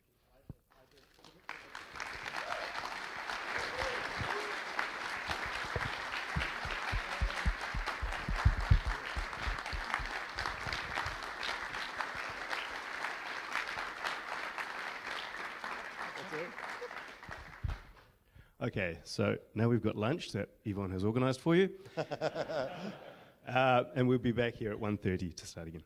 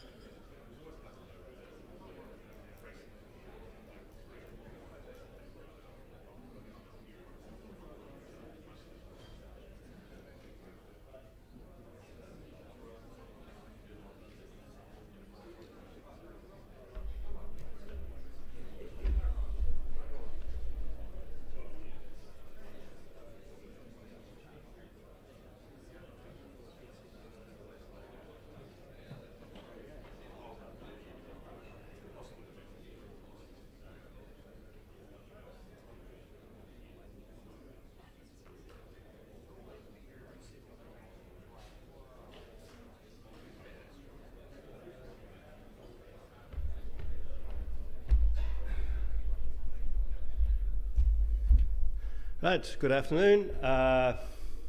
Welcome to the final session. So we're just going to start with Jeff, and Jeff is talking about everybody's favourite international competitor.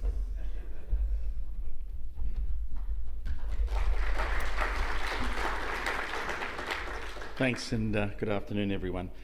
This wasn't deliberate. I simply gave the program committee 2 packs of slides and said, go pick. They picked both. That was not my plan. This is about Starlink. I've actually been talking to folk about this through the week. I have 2 different pieces of data to share with you. Evidently, your New Zealand Comms Commission or something, some bureaucracy, says there are around 10 to 15,000 Starlink subscriptions in this country. Who am I to argue? I do measurement based on ads, which is eyeballs. And according to my eyeball count, there are about 100,000 eyeballs in New Zealand that are behind Starlink connections. So I guess there's an awful lot of Starlink connection sharing one way or another. Now, this is not a repeat of John Brewer's talk in the pre-COVID era. If you really want to know more than you ever possibly needed to know about what's up there, go and review his talk because it's brilliant and there's a lot more complete than mine. I'm actually just going to concentrate on Starlink itself. The bit that's coming in the news right now is all about his new Gen 2 satellites. And these Gen 2 satellites will evidently make this handheld speak to that thing up there, in theory. I have no bloody clue. That's a tiny antenna and not much power.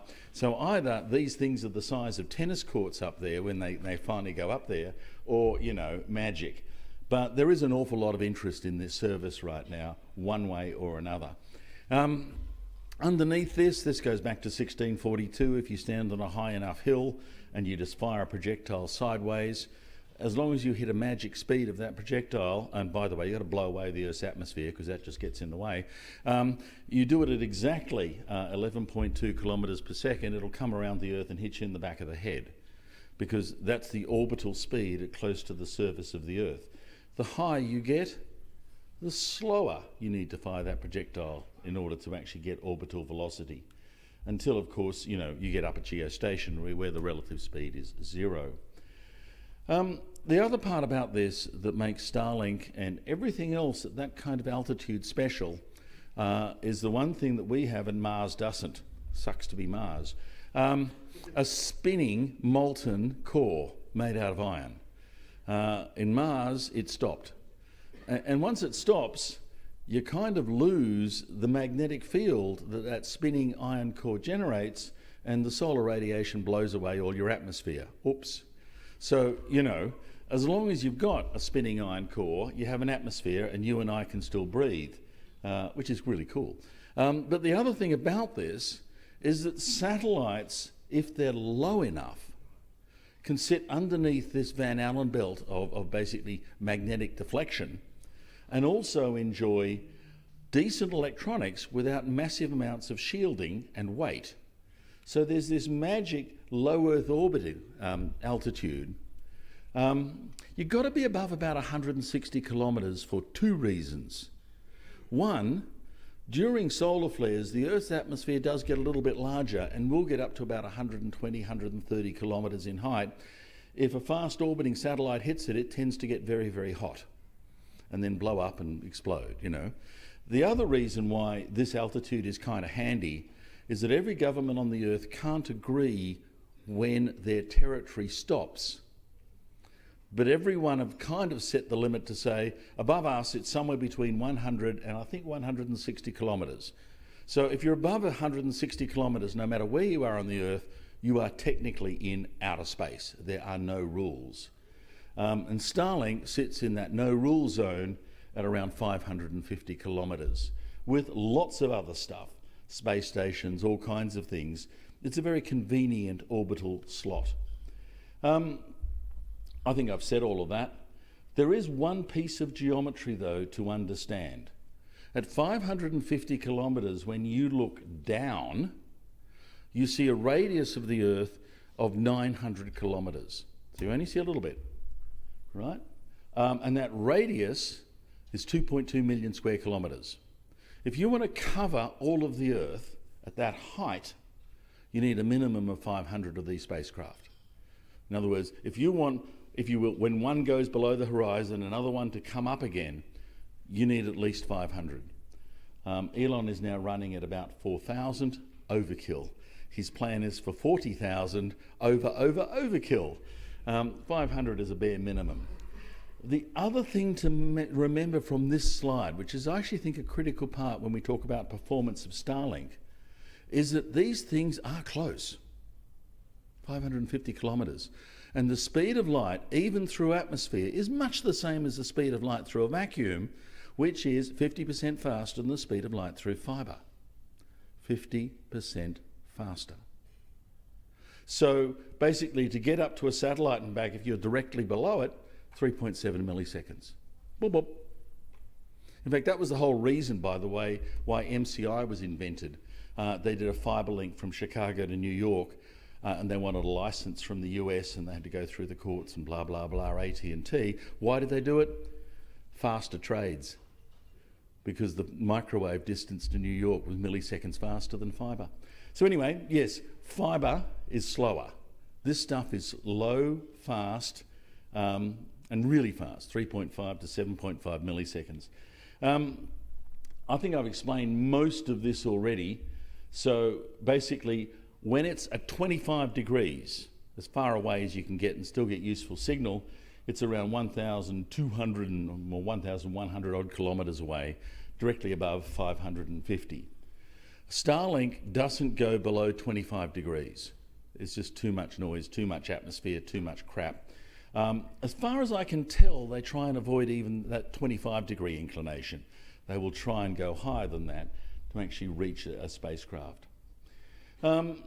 This is a kind of handy piece of eye candy. There's a reference down there in 1-point font. There are around 4,700 spacecraft in orbit right now. They're not there forever. They do burn up in the atmosphere. They do have problems. They continually are being refreshed as well as new ones being loaded. So currently, as I said, 4,869, and all of them at this point get an orbiting station altitude of 550 kilometres. I think they're launched at 200 kilometres and then they are steered upwards. Someone will correct me if I've got that number wrong. And the map on the right, which is a wonderful simulation on satellitemat.space, is, you know, eye candy that keeps me distracted for hours, but then I think I'm a weird person. So they're interesting. They're interesting. Why? That's really close. 500 kilometres through atmosphere without any obstructions at all. Yes, you can even get some kind of rudimentary handheld signal, but I suspect it's 100 baud SMS, but you know, who knows? But you can do it. They are close. Interestingly, they have focused large beams, so they can actually achieve really high signal speed. And the other thing, which they're finding in a number of places, and this one was actually coming from Taiwan, which happens to have an island within spitting distance of the mainland of another large country, is that it's really hard to disrupt a satellite of that altitude. You know, it's easy to dig up fibre. It's easy to trawl fibre on the sub-ocean. But these things, they're about 50 in the sky at any point, and to disrupt it and jam one of them, you need to know which one is important at that point in time, and you need to get tight in to jam upwards. So they're actually much more resilient than conventional geostationary or other high altitude things. So obviously there is more interest than just civilian. Starlink, by the way, is a retailer, not a wholesaler. They're slowly dipping their water into wholesale, but unlike OneWeb that started out wholesale and may or may not go into retail, Starlink is actually there to sell to you and I as a service that way. With 4,700, the service is continuous. He's aiming for 40,000. The service will be amazing. Who knows? But the other thing he's done, it's on the next slide, oh, that's the 40,000. He's filed for 40,000. But the other thing he's done that no one else has done is a reusable launch vehicle. Now, it costs some money to get stuff up there. And this is a graph of the various rockets over time in 1-point font over time, and compared it to Falcon and Falcon Heavy. So if I used any other launch vehicle, there's a cute pointer here somewhere, isn't there? Top button. I'm holding it down, but what I'm seeing on my thing here is no slide pack. Doesn't work on a PDF. Sucks to be me. Okay. Thank you. He's at $1,200 per kilo into orbit. His closest competitor is up around $7,000 to get stuff into orbit. That's why he can afford to launch 40,000. And that's why if Jeff Bezos ever gets his evil way with Project Kuiper, he's going to have to go the same way. You're going to actually have to do reusable launch vehicles to get the price down, because you just can't compete in any other way.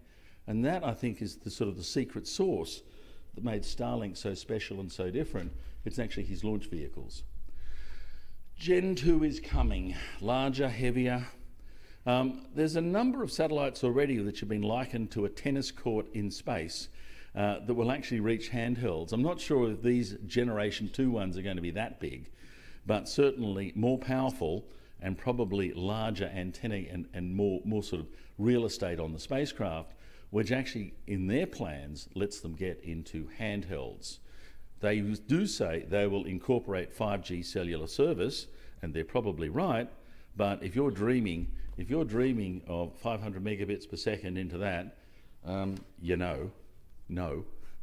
You just haven't got the antenna, the power, or anything to make that happen. As far as I can see, it will be hobbled SMS, but he's smarter than me, no doubt. There might be other tricks coming. And the other thing it's got, which is kind of cute, and they've got these already now, before Gen 2, is actually inter-satellite laser connectors. So it's actually got a 100 gig connection to the satellites that come before and after in the trains. That's a piece of Starlink eye candy, and it kind of shows, if I've got this right, it's KA down and KU up. That's half a point font, can't read from here. And across the top, 100 gig. Where do you see this? In Australia. He's got no Earth stations west of Sydney. There's nothing. The only way you can get service there is on the inter-satellite links. Mongolia, he now has a service in Mongolia. There are really lots of trouble putting Earth stations in Mongolia. Russians to the north of them, Chinese to the south. It's not a happy place in that respect. So they're providing service by basically cross-linking and downlinking in Japan. I played with it a bit. The trace route is amazing. It's stable, it's fast. Because once you're up there, 50% faster than fibre. This stuff just cruises. So you don't notice that you're on a relatively long haul link across space lasers to bring the packet down. Impressive. These are the service areas. Most of this is political. It has nothing to do. The coverage is pretty much, actually, I think the coverage is a bit of a lie, and if this laser pointer worked, he only goes up to around 56 degrees. No, it's PDF, I think. It wasn't. That's an actual laser. Ah. There you go. There we go. It won't work on that one. Top button. The top latitude is actually halfway through England. So if you're up in Scotland, you're looking south, there's nothing overhead. And once you get sort of to the point where everything is at 25 degrees, you actually see less and less and less. So he does have a few spacecraft on polar, and I see it's something to do with oil fields in Alaska. And on polar they also go far south for no reason at all, because penguins don't need data. But the top end, the Arctic ends, are not that well serviced, but everything else, brilliantly done. So 550 kilometres, orbital velocity, 27,000 kilometres an hour. Horizon to horizon, 5 minutes. So they're quick. How do you track it? Well, with a lot of difficulty. And there are a lot out there. This is a sort of a simulation of what you see if you looked up. And what you see is at least between 30 and 50 satellites, all in relative motion, all of the time across you. So each satellite traverses that visible aperture, 25 degrees to 25 degrees, every 3 minutes. So there's a problem here. They're moving really quickly, and that's fast enough that trying to track ones individually, you'd burn out motors quite easily. So what he uses instead is a different mechanism. A couple of things. Each satellite only offers you service in 15-second time slots. So it's like standing by a freeway with a whole bunch of cars zooming past you, and everyone has a little, femto cell, and you connect, and you connect, and you connect in a consistent, constant change. Because when you think about that, you kind of think, what the hell is the connection going to look like? And the thing that comes to my mind is shit. Because if you tried this with your mobile and got a fleet of cars to go past you with femtocells, the connection would be crap. Because these handovers are just enormously difficult. But no, they're doing a handover every 15 seconds, regularly based on UTC time.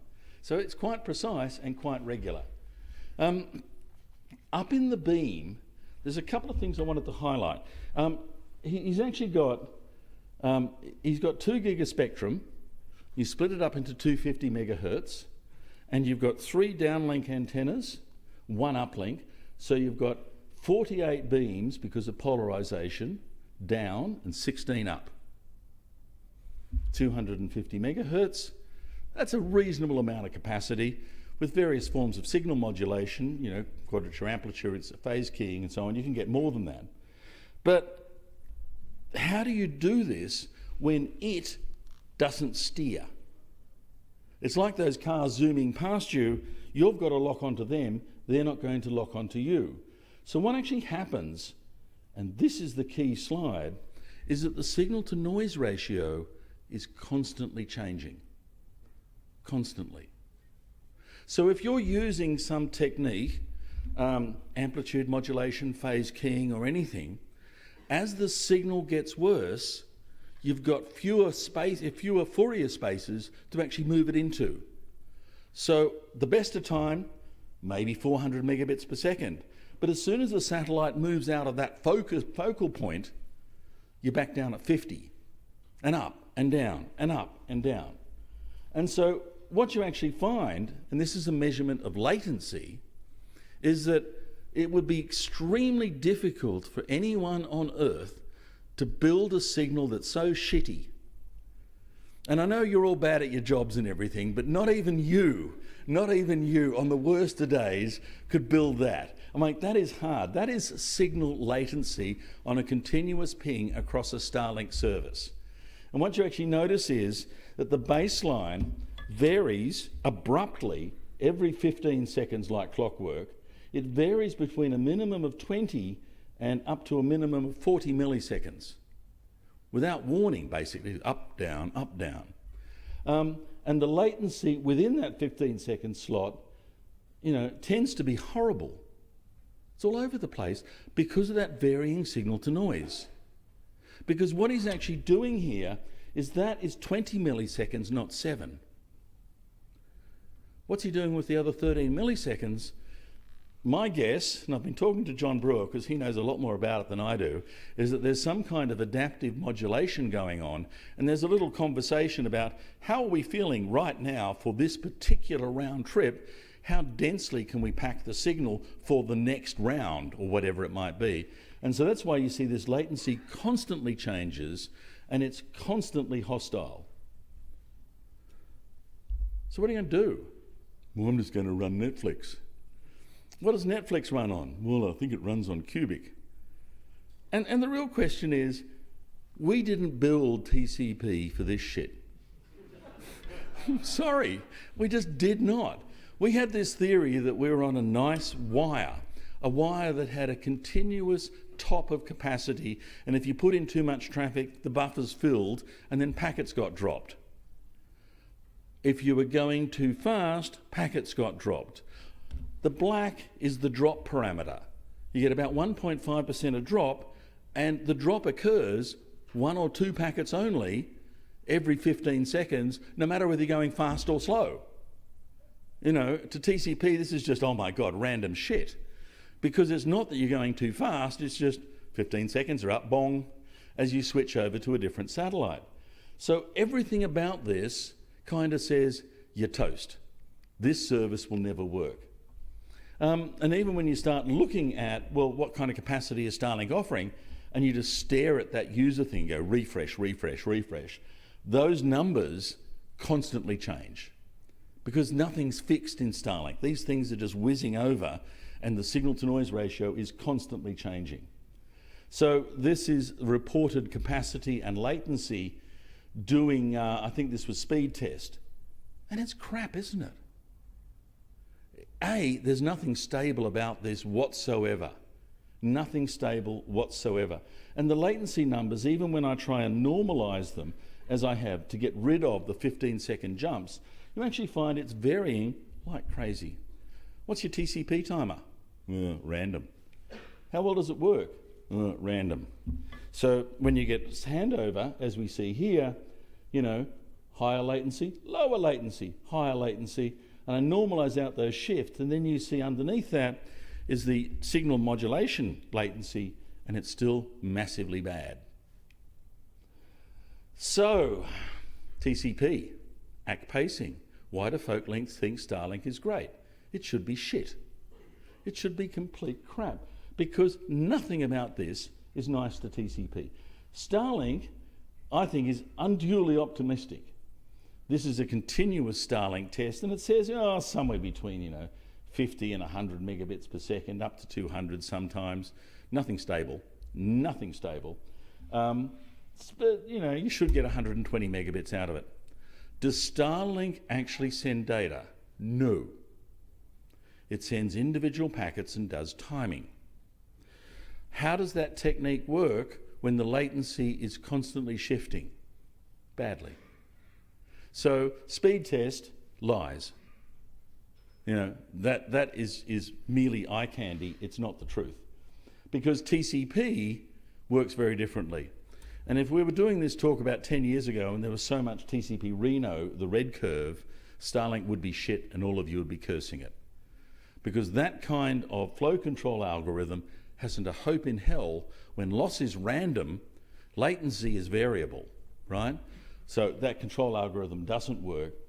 Cubic, which is what most folk use these days, Linux 1, that blue curve tends to have a better effort at trying to concentrate its sending rate. And so it should do a bit better. And the blue one is BBR. And if anyone's worked with BBR, I like BBR. None of you are allowed to run it, just me. It's that kind of protocol. So here's Cubic, iPerf 3, 40 seconds.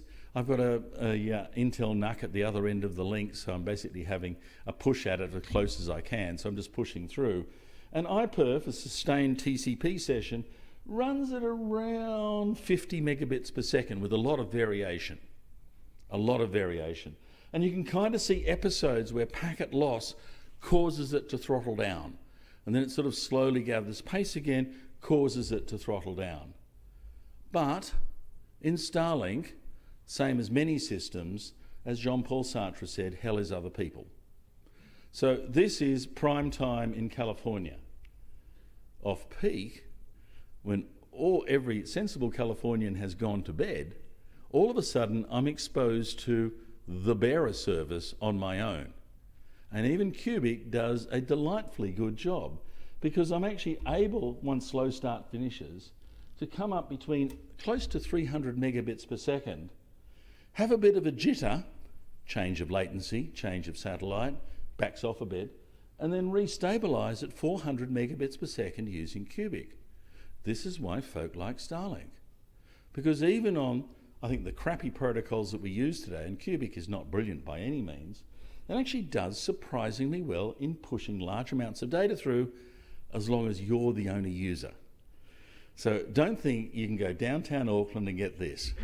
Not unless you kill every other dishy in sight and you're the only person against that downlink. On the other hand, if you go somewhere like, halfway between Broome and Alice Springs, Halls Creek, it'll fly. It will run at this speed because no contention. You're laughing. So Cubic works well. What about BBR? This is BBR at peak. So where Cubic was actually managing 50 megabits per second, BBR goes, no, I'm just going to ignore everybody else, and for 6/8 of the time, in fact 7/8 of the time, I am sending blind. And it just doesn't care about other people, and it just maintains this bit rate of up to 400 megabits per second. So if you really want to make your Starlink service sing and dance, make sure your servers are running BBR, like, YouTube. Because it'll really, really work well, because BBR is not like any other protocol. It's kind of antisocial, in a nice way, if you're running it. So Starlink is kind of not what you think. You're not allowed to change the protocol because the two ends, the client and the server, have no idea Starlink is in the middle. So you've got to put up with the protocols we have. And Starlink is about the shittiest kind of link we've ever managed to build beyond carrier pigeons. Extremely high jitter rates, nothing stable. You actually find all this micro loss, 1.4%, almost regular as clockwork, nothing to do with your sending rate. It just happens because you get scheduled across satellites. And this contention between users is pretty vicious. And the more successful he is in selling it, he's got to launch a hell of a lot of satellites very quickly, or you're going to find you're competing with your neighbour more and more intensely. And as I said, the clue is BBR. So the standard protocols we use tend to sort of run out of puff and cede the territory. So all that loss-based stuff, including Cubic, really can't get up steam because it doesn't work well on Starlink. None of the parameters are kind of the same as Starlink is operating. Short transactions, fantastic. But you'll find maybe in Zoom calls, the video might go off a bit.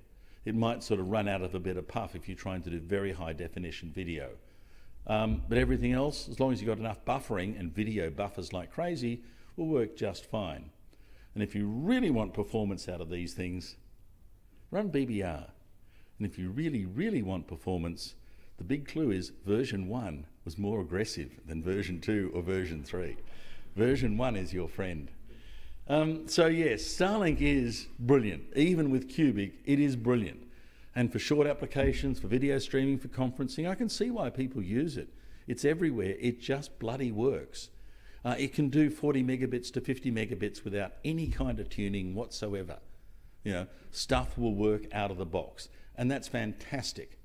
If you can, get rid of all your neighbours however you want, if you can eliminate them, you'll get even better service. Either that or you're up at 2 in the morning. But either way, it can get up to 400 megabits per second. And of course, it works no matter what, wherever you are on the Earth's surface, as long as the regulations say so. It's not a trunk service. It's not a wholesaling service, although some folks seem to use it that way. It really works best as an individual service, and for that, it is fantastic in all kinds of applications where the last mile is just too damn difficult to put up a tower.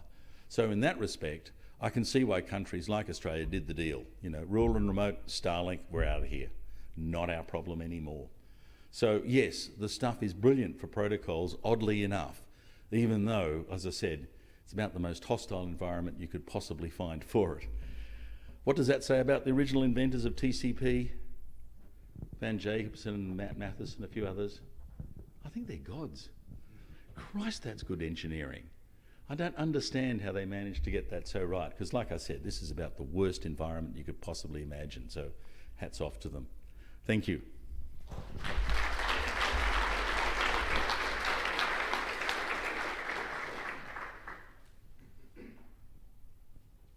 John?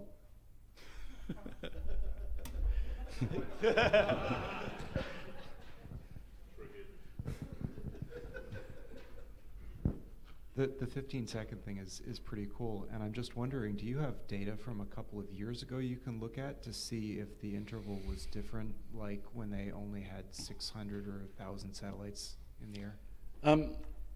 My son is in California, that well-known part of Silicon Valley, which is, techno heaven, and the AT&T service is so shit over his copper pair that we collectively put in a Starlink service. a year and a half ago to make it better. And so I've only got a year and a half's worth of data because I put an Intel NUC in behind it. So no, I've got no data beyond about 18 months before. But I'm now basically, because unlimited data, sending constant traffic through his service until Elon tells me stop it, and I'll keep on doing it.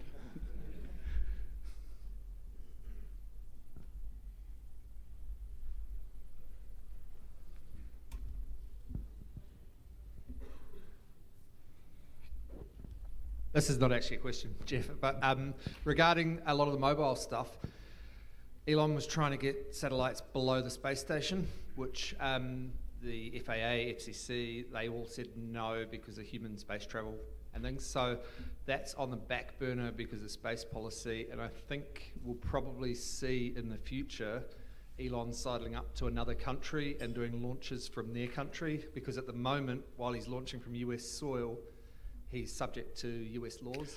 Not really. The reason why he listens to the US is NASA shoveled an enormous amount of money into his basement to keep this running, because, you know, missions up to the space station, whatever. And as long as they keep on doing that, he will listen to them, and that's fine.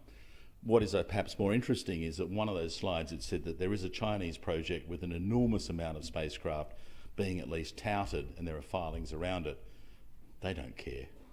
And so it's not really Elon that's the issue, it's actually other players that aren't as dependent on the US for a certain amount of funding that just simply won't listen. This is going to be a crowded space. And I think we all talk about, one way or another, the whole problem of fragmentation, where a fleck of paint can destroy a spacecraft if it's moving fast enough in the wrong direction. Once you start to fragment this space, there's no coming back, it's ruined forever. And I think that's the longer term prospect for all of this, that once you get 500,000 of these things up there, all crowding around inside, 50 odd kilometres of height, ain't going to be useful no more, and it's just got to, we stuffed that, let's move on. But that's, I think, the problem. The Americans, Elon will listen while they still keep on giving him money. Got two questions, basically. Did he do it on this by developing it himself, or he didn't look at what the mobile industry done in 5G and 4G, and how they deal with a mobile handset that going on a train of 300 kilometers per hour through tunnels? This has been for me a really educative 2 days, and I must thank John for giving me a clue stick and applying it vigorously to my poor battered head. It seems that they were listening very intently to earlier work in mobile and earlier work basically in all kinds of radio, including NASA, around this area of adaptive signal modulation, because the same issues around mobility and radio are in all other kinds of places on the Earth. And you kind of go, but no one else is 27,000 kilometres an hour relative speed difference. The answer is, well, satellites, NASA. So yes, SpaceX, as far as I can see, is using all that old technology, and they didn't spend, or it doesn't look like they've spent, an awful lot of effort rebuilding it and engineering it for themselves. You would have thought if they did, A, there'd be an awful lot more people working for them, and B, half of them would have left and be back in rooms like this talking about their experience. SpaceX is a black mystery of what they're doing, and that tends to me to believe they're recycling existing technologies, and they're not really doing anything new in the radio space. It's just faster, and that's the key difference. The second question, when you're dealing with latency that varies, you can fake acts basically at both ends. Did I mention quick? No, I didn't mention quick. I've run quick. It runs like a phantom. Yeah, but it why really did you works. do it? There are no acts in quick. You can't see anything. So they're not using mediated accelerators. Yeah, why didn't he do that? And so everything else. Like I think it was too hard, and Hughes proved that mediated accelerators were kind of not worth it, because the experience from Hughes satellite with accelerated pseudo acts to try and speed things up simply made it worse for very, very large scale transfers. It's a mixed blessing. So I think that experience has kind of gone, nah, let's not do that anymore. Okay. Thank you. Okay, I think we're a little over time, so thank you very much, Jeff. Thank you.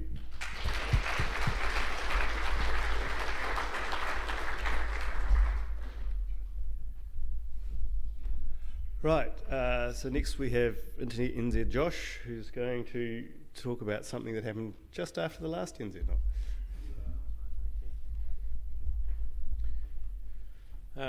Hey everyone, so as introduced, we had a slight issue with some of the DNS after last year's NZNOG. It's coming up 11 months now, but still important to get the message out there and just show everything that we found and what we've been up to since. So, for those that don't know, Internet NZ, what we'll cover, pretty simple. Internet NZ is a CCTLD for .nz. We run the registry, DNS, and the authoritative name servers for New Zealand. Got a small team based around the country of 5 people that do pretty much everything, and big thanks to them for their efforts during this event. It was not a great experience, but learnt a lot from it. So DNSSEC, for those that aren't aware, runs on top of DNSSEC, adds a whole lot of cryptographic signatures and other things to make sure that not to obfuscate or provide privacy, but to guarantee the authenticity of the message and proof that it hasn't been modified in transit, essentially. As you can see there, which is from a really useful service, DNSViz. That's a representation of the cryptographic keys and the hierarchy used in the delegation between the root, in this case, and the main zone that NZ runs in. And the one thing to sort of know about common implementations of DNSSEC is there's a number of keys based in that. You have the root zone at the top, and you have 2 types, KSKs and ZSKs, which are key signing keys and zone signing keys. The idea that you use an anchor in your parent zone, in this case the root, which is called the DS record, which links to the KSK in the child zone. And you don't cycle those that often because that's a very manual process between us and ICANN. There's technologies on the way to make that a better experience, but no one's using them yet. And then internally within the zones, you rapidly rotate your zone signing key signed by your KSK, which is fully under your control. So initial implementations, you were sort of looking at RSA 1024, 2048, and with your ZSKs, in the case of .nz, it's 1024, but we're rotating relatively quickly at 3 months. That's industry's moving on to an elliptic curve, but we'll get there hopefully soon. The content of the zone, which is the big text file essentially, which contains all the records, has all your resource records, your A records, your quad A's. But in the case of running an authoritative service, you're generally looking at a lot of NS records because it's just redelegating everyone's domain registrations out to the name servers that they've specified when they've registered their domain name. And a lot of those things have common functions. The key one we'll learn about is the time to live. It's relevant in this discussion. That's how long to cache a record for. That can be specified at the zone level for the entire contents of the zone, but also for the individual record level. A little bit of overview of what some of the work that led up to this. The team embarked on a 3-year project that culminated on the 1st of November to replace the back-end registry software that stores all the registrations for the .nz platform. That was a completely new build, new data centers, new network, and it was at the time quite a complex endeavor to implement. We ended up implementing a platform from Sarah, the guys that run .ca, the Canadian registry, and that's also in use in a number of other country code top-level domains. Ireland, Singapore will be going live on it soon, and shortly after them, in the next couple of years, the Netherlands will be going live on that platform as well. But the key thing here is that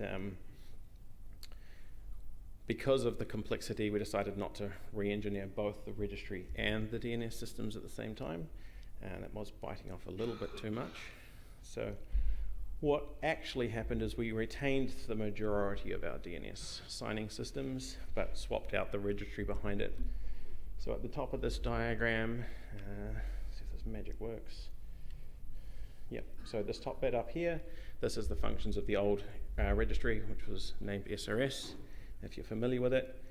That had a custom output, and there was a lovely huge script in the zone generation side of things. It took a number of static inputs, it took a number of feedback elements from the signing system, and built a DNS zone out of that. One thing that you'll note that'll be relevant is in that configuration, the zone inherited a TTL of 1 day, but the DS records, which is that linking bit that crosses the boundary between the key types, had a TTL of 1 hour, and the DNS systems were configured in the signing side with those values. When we migrated to the new platform, the platform itself just outputs straight zones via standard DNS XFR mechanisms, and so we opted to reconfigure the minimal amount we needed to on the DNS system side, and re-injected with some custom new scripts the key information back into the registry so that it got included in the zone generation. So the big problem that we encountered. So for a bit of a timeline, normally in the general operation of the zone, we roll the KSK, each KSK once per year. In this particular day, the AC zone was started a little bit early just to see how things went. It was the first time that we had rolled the KSK since the new registry platform, and that's when we had a problem report come in via the NZNOG channel, and we stopped the process at that point, and everyone jumped on, had a look to see if we could figure out what the problem was. And this is where the interesting is that we couldn't figure out what was actually causing the problem. None of the monitoring that we had on any of our platforms could detect any issues with the zone. All of the manual executions of zone validation tools that were in the library that we use said everything is fine. And that led us to conclude that it was not going to be an issue to proceed. As we'll see, that's not quite the right decision. So the remaining 14 other zones, so that's Co-NZ, NetNZ, all the other second levels, were progressed into the next phase of the DNSSEC signing process, and that's enforced at 11 p.m. Once a day. And so after that 11 p.m. Event happened, then we started to receive a few more problem escalation reports. And after many, many hours, till about 2 or 3 in the morning, still couldn't actually replicate what the problem was. It was a little bit of an insidious one. At that point, a number of the team members had to get sleep for sanity reasons, but a number of them trucked on, and we were finally able to identify what actually had caused the issue.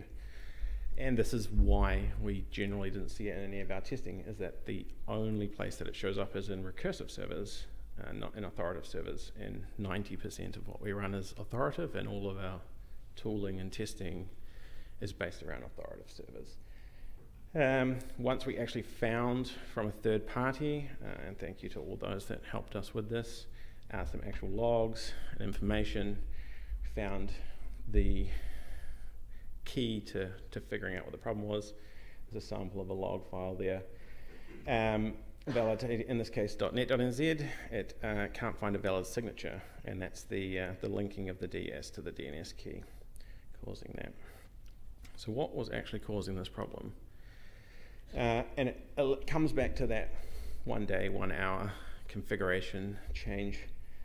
So in the signing software, we use OpenDNSSEC. The policy in that has a number of timers that are associated with how things should progress through a key rollover.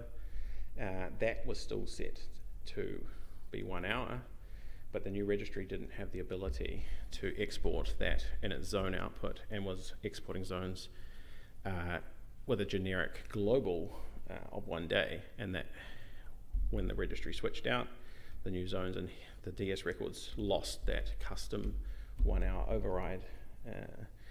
So what that essentially comes up as is when OpenDNSSEC starts to progress through the life cycle, there's a number of safeties in there, and the safety is driven by the policy, and it says, well, I'm going to wait 2 times the normal period before I will remove the old key. And so when it was set to 1 hour, it waited 2 hours, and then it said, hey, I can now remove this because no one should be using it anymore. But what had actually happened is it was coming through in the zone as being valid for 1 day. Recursives had cached that record and saw no need to go and get the new keys, which caused them to, when the next zone came out, because we publish a new zone every 15 minutes, the new records were only signed with the new key, and they didn't have the corresponding DS, and they didn't feel the need to go and fetch the new DS because their TTL hadn't expired, which is, in a nutshell, a problem. So there's a number of options that we considered.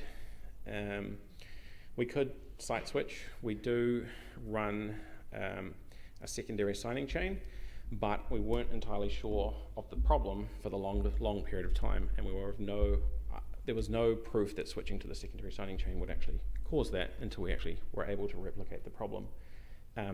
Another thing that you can do is recover the OpenDNSSEC state, restore now retired keys back into active state, and that is an exercise in itself. Or the other one is to engage the wider technical community and have them request flushing of resolving recursive servers. And of course, you can always go unsigned. It's dismissed fairly quickly. It's not a thing we want to try and do in this situation. So ultimately, we decided to wait, reach out as far and wide as we can with the community. That did take a little bit longer than we wanted to, but big thank you to everyone who was available and helped with that. And what we saw was over the period of the morning from over the night, there was a bit of a peak, and from the analytics that we did and the third parties that helped us with that and data sets, we think it's about a 5% impact, but it's really hard. It's so subjective. It really depends on individual clients, what recursive servers they're using, the state of those recursive servers, especially when there's pools and high availability. It's quite a hard problem to detect from a wider aspect. So after that, as the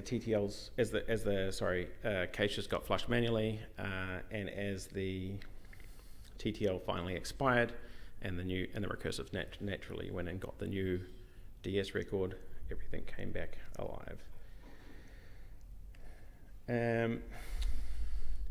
At that point, though, we were sort of halfway through a key rollover, and we kind of needed to finish it. So at this point, we went into a very manual validation mode. Multiple people manually hand verifying all of the chains, all of the key IDs, making sure that everything was in there. That took a day or two to make sure we were in a comfortable position. We had also reached out to a number of colleagues and friends in the global CC community. Big thank you to Sarah and a few of the guys from SIDN for helping us with that. And everything luckily everything panned out. The testing showed that there should be no problem, and when we actually resumed and finished that key rollover, there was no problems with that. So for the most part, that's the event. For the next bit, what have we been working on since? Because at the moment we're still in a bit of a freeze with some of the production stuff while we figure out the best way to proceed. So the biggest thing here, as you may be aware, the Internet NZ Council requested an external audit report on the incident. Big thank you to Ewan McNeil and Laura Dempsey, who did both the technical and the human factors analysis of the incident. There is a very comprehensive report published on the Internet NZ website. The link's in the slides at the end if you need to have a look, which shows down to the very detailed timeline of the incident, what happened, and the failings that led to that. So now we need to take the learnings from that, as well as all of the other work that's been done while that report was being prepared, and move forward. So we're working at the moment to return to normal operations. We've built a number of new monitoring capabilities into our staging environment signing pipeline, and that is now able to reproduce and detect the issue. It requires it's a little bit manual at the moment. It requires a bit more automation,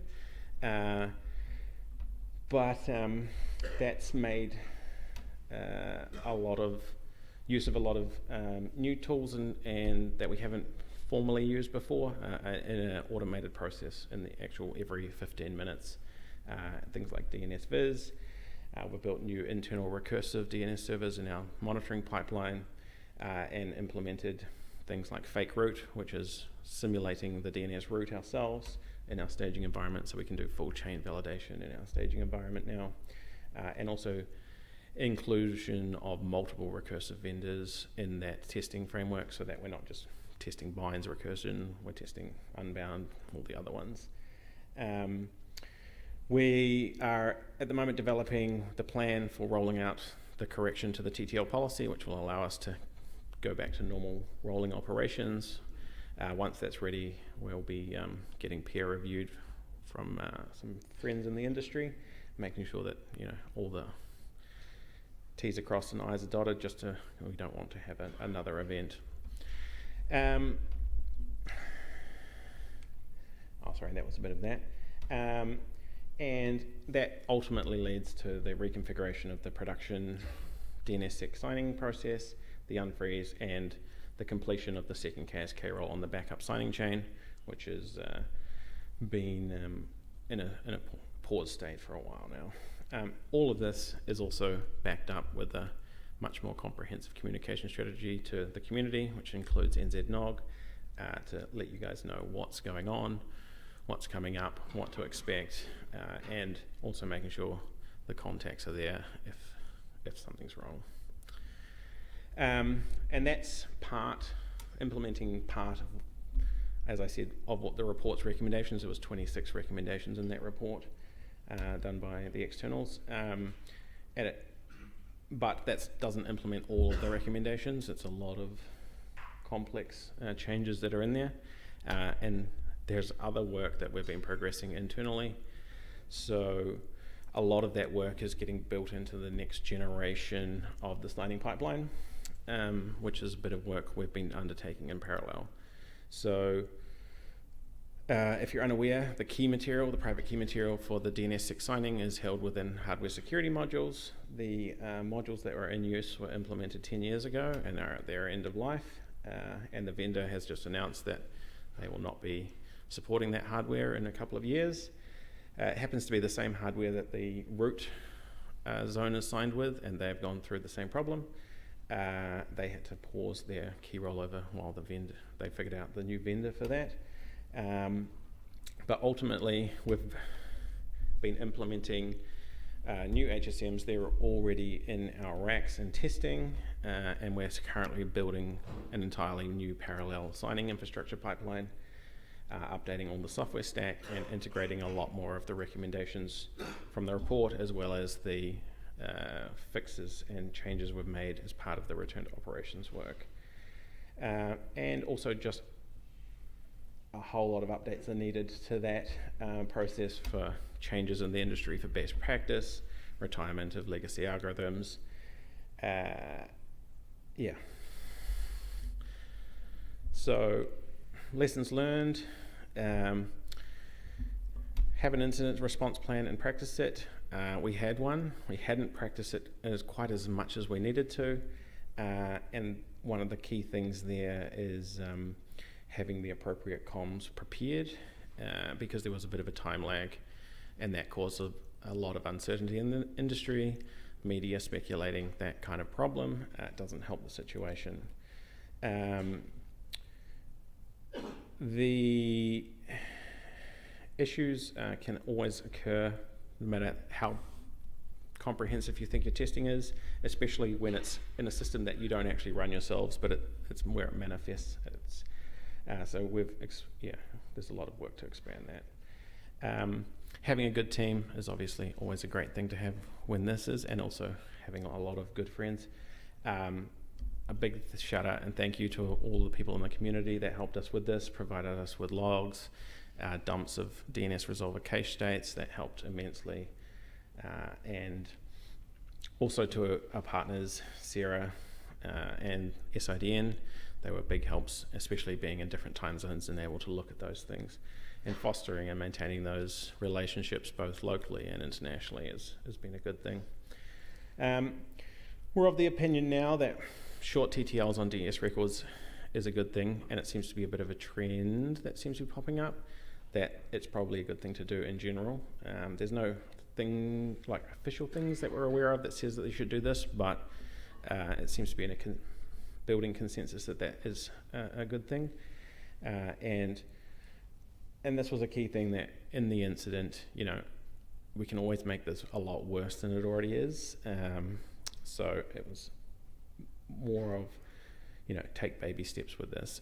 If you do anything too rash, you can break the entire internet in New Zealand, which is not a thing we try to do. And just again, big thank you to everyone. So that was the conclusion. Does anyone have any questions?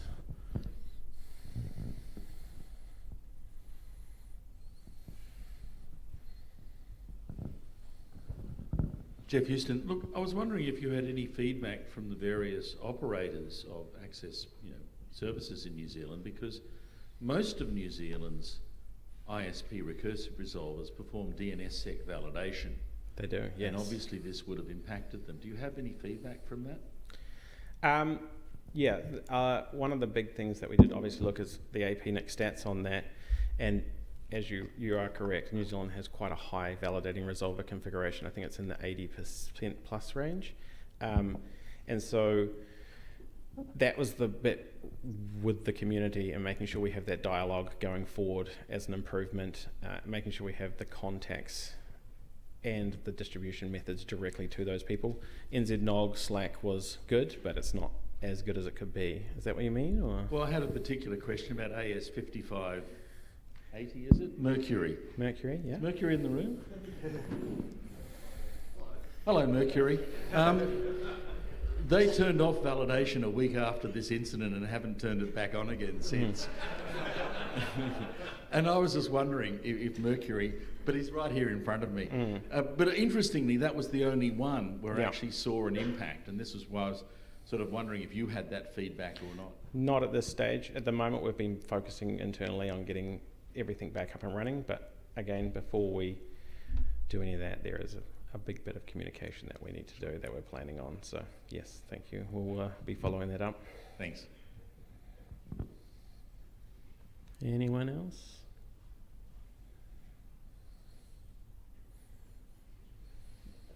No? Okay, thank you very much, Josh. Thank you.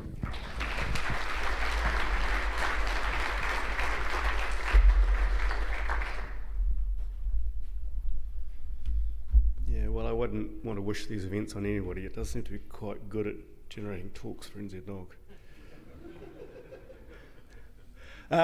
Now we have the lightning talk session. We have 4 lightning talks, possible couple of others maybe. So we're starting with NCSC, and I think it's Rochelle.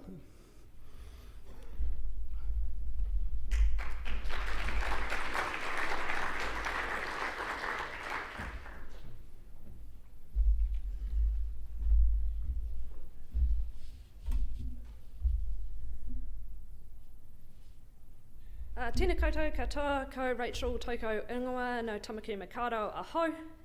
So first and foremost, I wasn't going to do this lightning talk. I was going to hand it over to Steve because I spoke last year. But then as I reflected on Narelle's presentation, I thought, you know what, this is a great opportunity for me to practice my presentation skills, and for others that may or not have presented before, this is a great opportunity to stand up in front of our peers, our trusted community, and do a presentation. So thank you all for your presentations over the last couple of days. It's been really great to see. So look, I'm not here to talk about TICSA, the Telecommunications Interception Capability and Security Act. But what I am here to do is to discuss some things that we've been seeing and some changes in New Zealand's security threat environment over the last year. So we're seeing some changes in criminal cyber activity, and I want to bring some awareness to that today. As you're probably aware, the NCSC and CERT have merged as a first point of call for cyber threats. While the integration is still ongoing, it will provide New Zealand a lead operational cyber agency. So the other updates that we have for the year is the Department of Prime Minister and Cabinet are consulting on a critical national infrastructure bill. If you run or support services that provide critical national infrastructure, you should be aware of this and involved in the consultation process. This is your chance to have input into that strategy. Last year, the Deputy Privacy Commissioner stated two-factor authentication is a bare minimum. If you have a cyber-related privacy breach and don't have 2FA in place, expect to be found in breach of the Privacy Act. Now, for the first time in the early 70s, which, yes, that does predate me, NZ Service came out of the shadows and they published this report, Security Threat Assessment for Our Country. It's available on the Service's NZSIS website, and we also have some copies here today. Now, what they did in this report is they called out espionage and foreign interference, targeting New Zealand ethnic groups for their own purposes. They've called out the CCP, Russia, and Iran. These governments had targeted New Zealanders, both overseas and here in New Zealand. Now, building on this report, at the end of last year, the new government said it would be bold in defending New Zealand's interests and vigilance in the protection of the values of democracy, freedom, and security. By managing foreign interference risks, we protect our economic prosperity, our democracy, and New Zealand's safety and security. Now, we, the NCSC, can tell you that New Zealand networks of all sizes are subject to attacks, both by nation states and financially motivated groups. The difference being a state-sponsored and criminal threat actor is the state-sponsored actor is designed to gain persistence, especially where attacks on critical national infrastructure can be exploited or enabled. Now, last year saw these financially motivated attacks to the point where they were outnumbered state-sponsored attributable ones. Criminal actors scan exposed internet-facing systems, seeking to gain an understanding or access to systems that can be used to attack others or launch attacks. We're aware that even small operators have been victims of crypto locking and subject to ransom threats. So look, our key message today is that regardless of your size of your network, please do the basics. Patch your systems, check your logs, and use multi-factor authentication. And finally, please notify us of your changes. Before you put a new type or model of equipment into your network, Notify, notify, notify. It's what I want you to remember from this lightning talk today. And thank you for your attention. And we look forward to receiving your ticks and notifications. Thank you very much.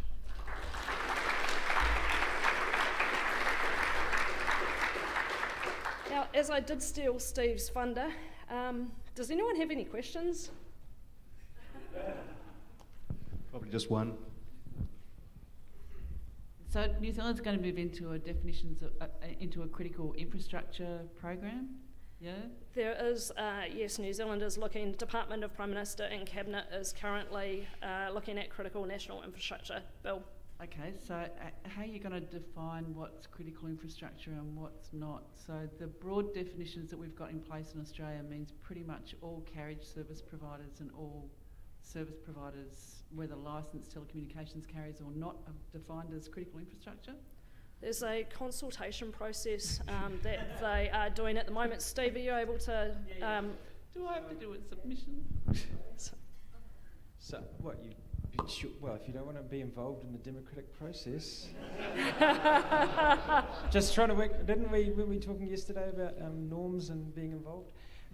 So more seriously, at the moment we're in stage 1. It's going to be a multi-year, 2 or 3 years, we think, before they get any further. What we're trying to do is make sure that everybody who is involved at all in critical national infrastructure is aware now, while it's in the really early stages. Round 1 has gone through. We're looking at, I think, at least 2 or 3 more rounds to go. And the definitions of critical infrastructure is driving everybody nuts. And exactly what it means to operators of what size, it's still all up in the air, which is why we wanted to make sure that everybody knows if you have an interest in this space, if you support dams or anything that is critical to organisations, you probably want to have at least your say. Well, it's been defined within Australia as if you're carrying any government traffic, then you end up in another bucket, which means this is now critical to the security of the nation. I mean, please. Okay, moving on.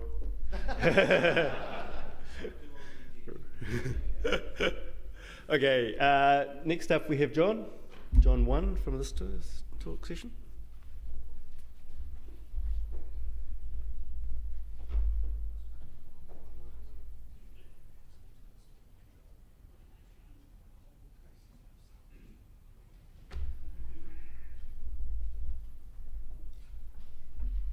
Okay, so this is my 20th anniversary of NZNOG. It was Hamilton, the first one, and there was it was a great night. Night that will live in infamy. So I, for the last 10 years or so, have been doing internet governance in addition to doing technical and engineering things. And through internet governance work, I've been tagged to help out in various initiatives, and one of them that I'm helping out on has to do with DNS resolvers. And when we started this project about a year ago, we had just read a bunch of media reports that said, half of the globe's DNS traffic is now being handled by Google and Cloudflare and Cisco and so on. So we thought, holy shit, we really need to get a handle on this and figure out what's going on.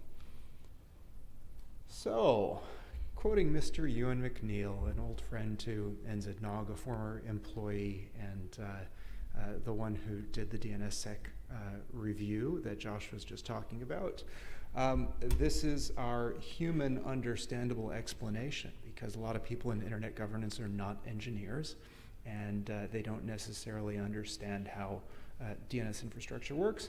But DNS recursive resolvers are the helpful friend you ask for contact details. The thing is that I don't want my friend to remember my requests. I don't want them to tell anyone what numbers I need, especially if I'm looking for something sketchy. I don't want them to pretend that they don't have a number, as some governments ask resolver providers to do. And I want them to give me a straight answer every time. And of course, this doesn't really happen all the time. We have this expectation of trust. Jeff, I've stolen screenshots of your talk yesterday. Users have this expectation of privacy in their communications, but obviously this isn't the case. So we have this ability to hide the DNS by encrypting it. How often does this really happen? Well, not often, but the thing is that encrypted doesn't necessarily mean confidential. If we're encrypting our DNS requests and we're sending them to Google or Cloudflare, we're just shifting the problem. We're just saying, oh, okay, we don't want our local ISP to know what all of our web browsing is all about. We'll just let Google know because they want to sell us shit. So there is a very neat project that Jeff runs that collects lots of statistics about how the internet works by how many millions of ads do you buy a day? 10 million ads or something? More. He buys more than 10 million Google ads a day, sends them out throughout the world innocuously with hidden invisible pixels in there and unique domain names for every single one of his advertisements. And so he collects statistics on one of the sets of statistics he collects is on resolvers. The big project was started for IPv6 to see whether or not browsers were supporting IPv6. But as a result of that, we know down to the ASN level what percentage of requests from a particular ASN anywhere in the world are being resolved within their own ASN or sent off to Google or Cloudflare or Facebook or one of the other ones. So I just screen scraped his New Zealand and Australia pages because I still can't figure out how CSVs work. And I plonked them into R, and I did a chart here of the eyeball share of the ISP and the percent of their queries which are answered within the ISP's ASN. And we can see generally bigger providers are answering almost all of their queries within their own ASN, but there are a couple of interesting cases. So further to the left, 2 degrees, but I imagine that 2 degrees probably is just still using a Vocus ASN or something. I don't think they're sending everybody over to Cloudflare or Google Quad 8, anything like that. But Starlink, of course, don't really have their own network, so I think they're using Quad 8 for all of their DNS resolution by default. We have a couple of smaller ISPs that are sending a lot of their traffic out. Through this research, I've kind of so far found that a lot of corporates, or we think that a lot of corporates are behind a lot of the traffic to the quads, to Cloudflare and Google, because corporate IT departments just set that as their resolver. And so anyway, the whole idea of this project is that it's an investigation. We're doing interviews with operators. I'm especially interested in spending 10 or 15 minutes talking or chatting over Slack, whatever, with providers here who are not running their own resolvers, and interested in anyone who has had problems with their resolver service, has had government interference with their resolver service. Don't look away, but plug your ears, NCSC people. But yeah, so anyway, this I'm working with this Farzana Badai out of New York City. Ford Foundation is the primary sponsor of the project, and it's a year-long thing, and it's just one of about 10 things that I'm doing this year, but it's pretty cool. Anyway, thanks a lot.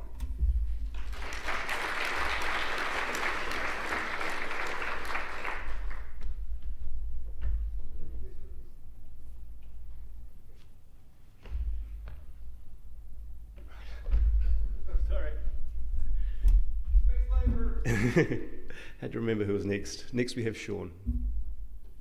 Sure.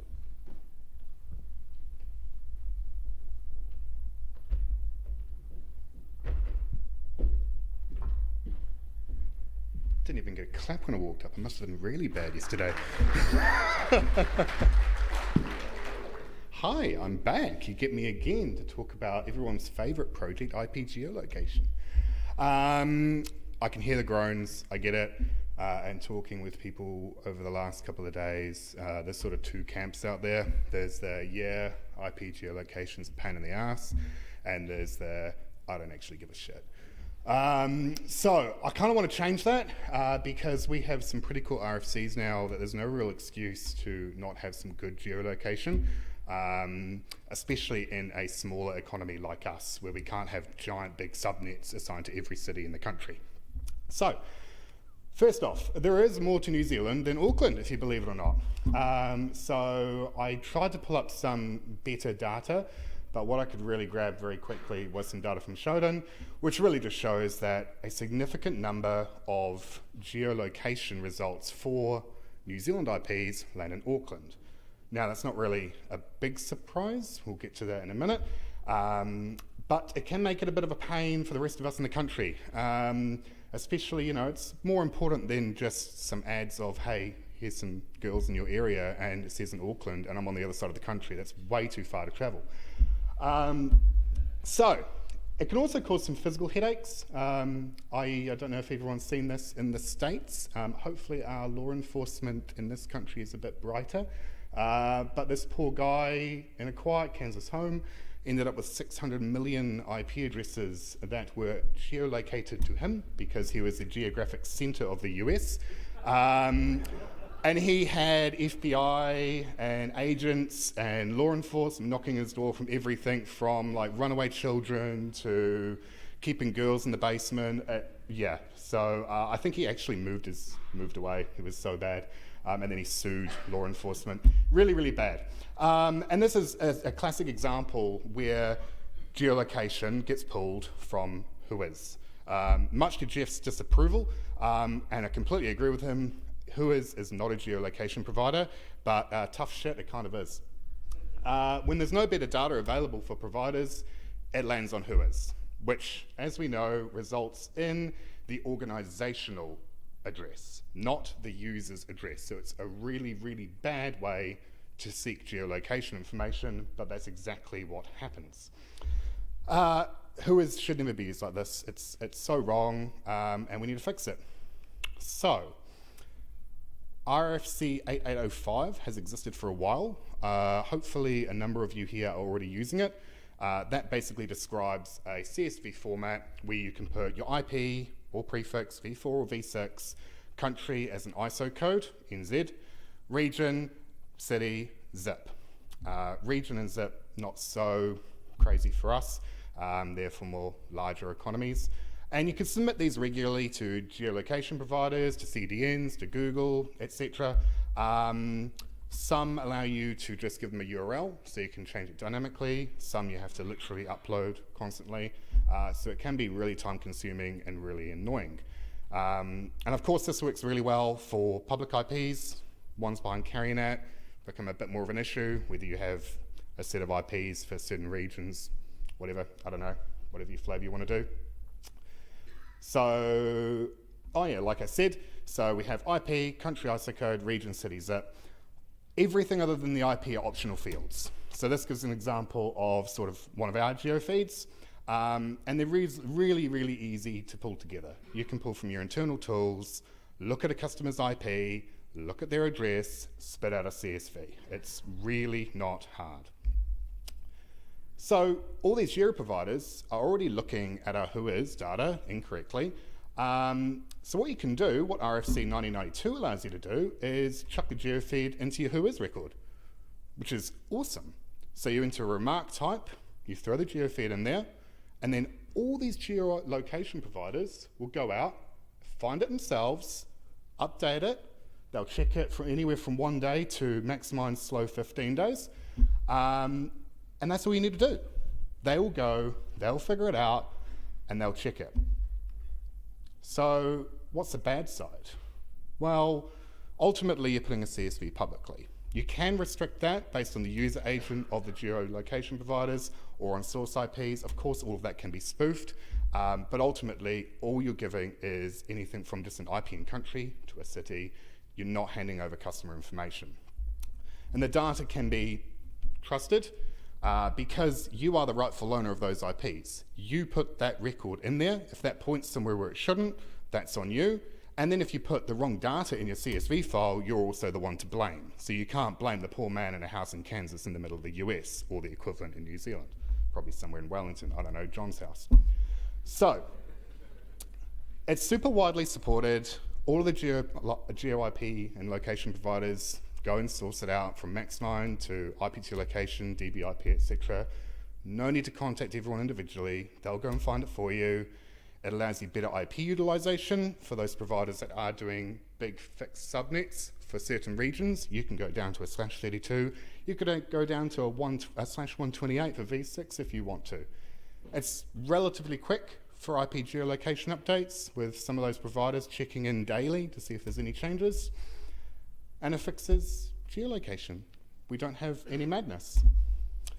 There's this really cool site called geolocationmuch.com. You can spit in an IP, it'll go, and let's see if I can actually use technology. Oh, look at that. You can spit in your IP, it'll spit out the whois it's collected, it'll look and find the geo IP feed and go, yep, I've got your data. Hey, look, this IP goes to Tekapo. Sweet, it works. So just bloody do it, and then we'll be happy. Lastly, for the content providers in this room, it does take two to tango. Please update those feeds regularly. We can give the data to the IP providers really quickly. You can get it regularly, and so that we don't have to phone you or, poll you. No little dig at anyone there. Thank you very much.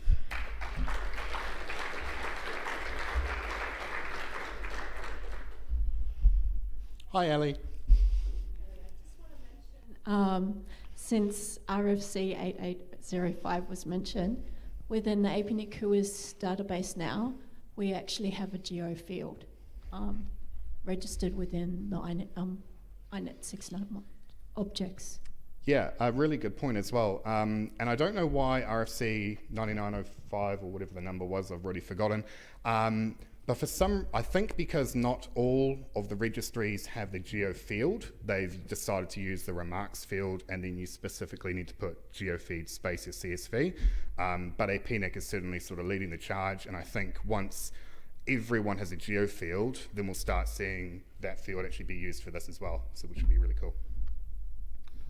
Hi, just to add to that, as someone who regularly uses this type of data for research purposes, it's really important that when you put in things like region information, try to use the ISO 3166 official codes for your region, because that makes it a lot easier for the providers to actually put the right thing in there. But because we all make mistakes with spelling or use different character encodings and things like that, and it makes it a real mess to try and sync it up otherwise. Definitely. Garbage in equals garbage out. Okay, great. Thank you very much. Thanks, guys.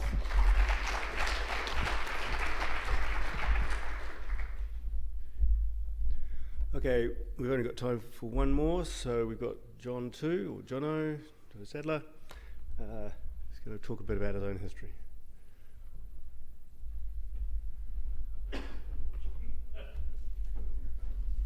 Rightio. So, forgetting your past mistakes. Bit of background about me. Network infrastructure specialist, mainly in the OT physical security space. Worked on a whole lot of large infrastructure projects. There's me in a fan in a tunnel. There's me in the under the English Channel in the Channel Tunnel. And in Wellington, put in fibre optic detection, closed roads, turn sprinklers on, that sort of thing. So most of my work is networking and alarms for something happens, we trigger an alarm and we send something to someone. Now, what does all this have to do with DDoS?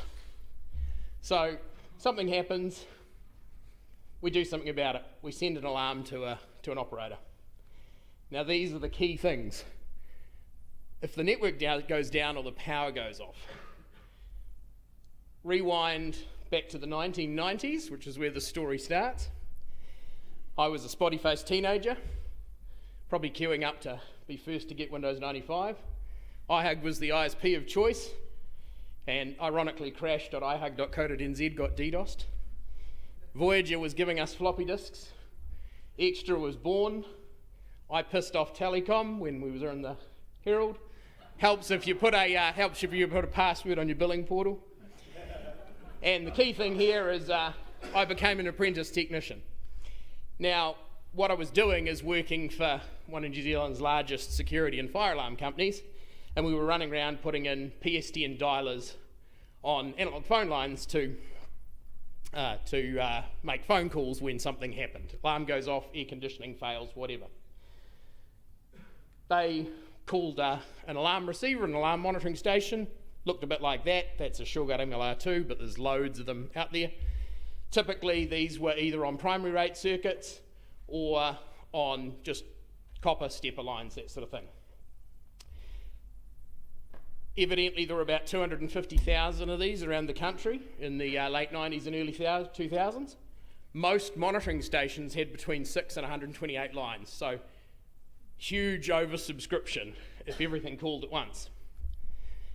Now, I don't know if anyone remembers the big infrastructure failure in Auckland in the late 90s, and of course that was the 1998 power crisis when Mercury Energy screwed up and Auckland suddenly had no power. And that coincidentally was when I started my job. So what do you think happened when the power goes off? Well, everything goes off hook all at once. And most of the dialers had a programmable field to say, you can wait some time before you report this.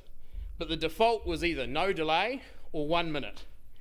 And in almost every case, the technician that had set it up had left it at the default. Before the CBD blackouts, minor power outages in suburbs didn't really cause a big deal, no big deal. But hey, what could go wrong? The CBD blackouts saw entirely different conditions. Lots of commercial buildings, lots of tenants, no IP in those days, lots of dialers, literally thousands of PSTN lines went off hook simultaneously, and I'm told that Telecom's NZIX didn't really like this very much. Plus, forgetting what it did to the PSTN, the little 6 or 8 or maybe 32 or 64 lines at the monitoring station end, didn't matter which company was monitoring it, they all had the same problem, were completely overwhelmed. And more importantly, most of these dialers just kept on trying and trying and trying and trying and trying again. So this was our first experience of a DDoS in my career, not really the DDoS we're used to today, but a very analog one. So impacted most of the big players in the industry. All the small players in the industry at the time were okay because they had sparse client bases. A fix was required. Telecom was grumping at my boss. Customers were grumping at my boss, and everyone was very unhappy. So what did we do to fix it? We sent out the apprentice, which was me. We visited every customer in Auckland CBD. We programmed in a delay, and I didn't want to say this until 20 or 30 years later because it stayed that way until very recently. We set the delay to the street address of the customer. So if you were at 220 Queen Street, you had a 220-minute delay before we reported a mains failure.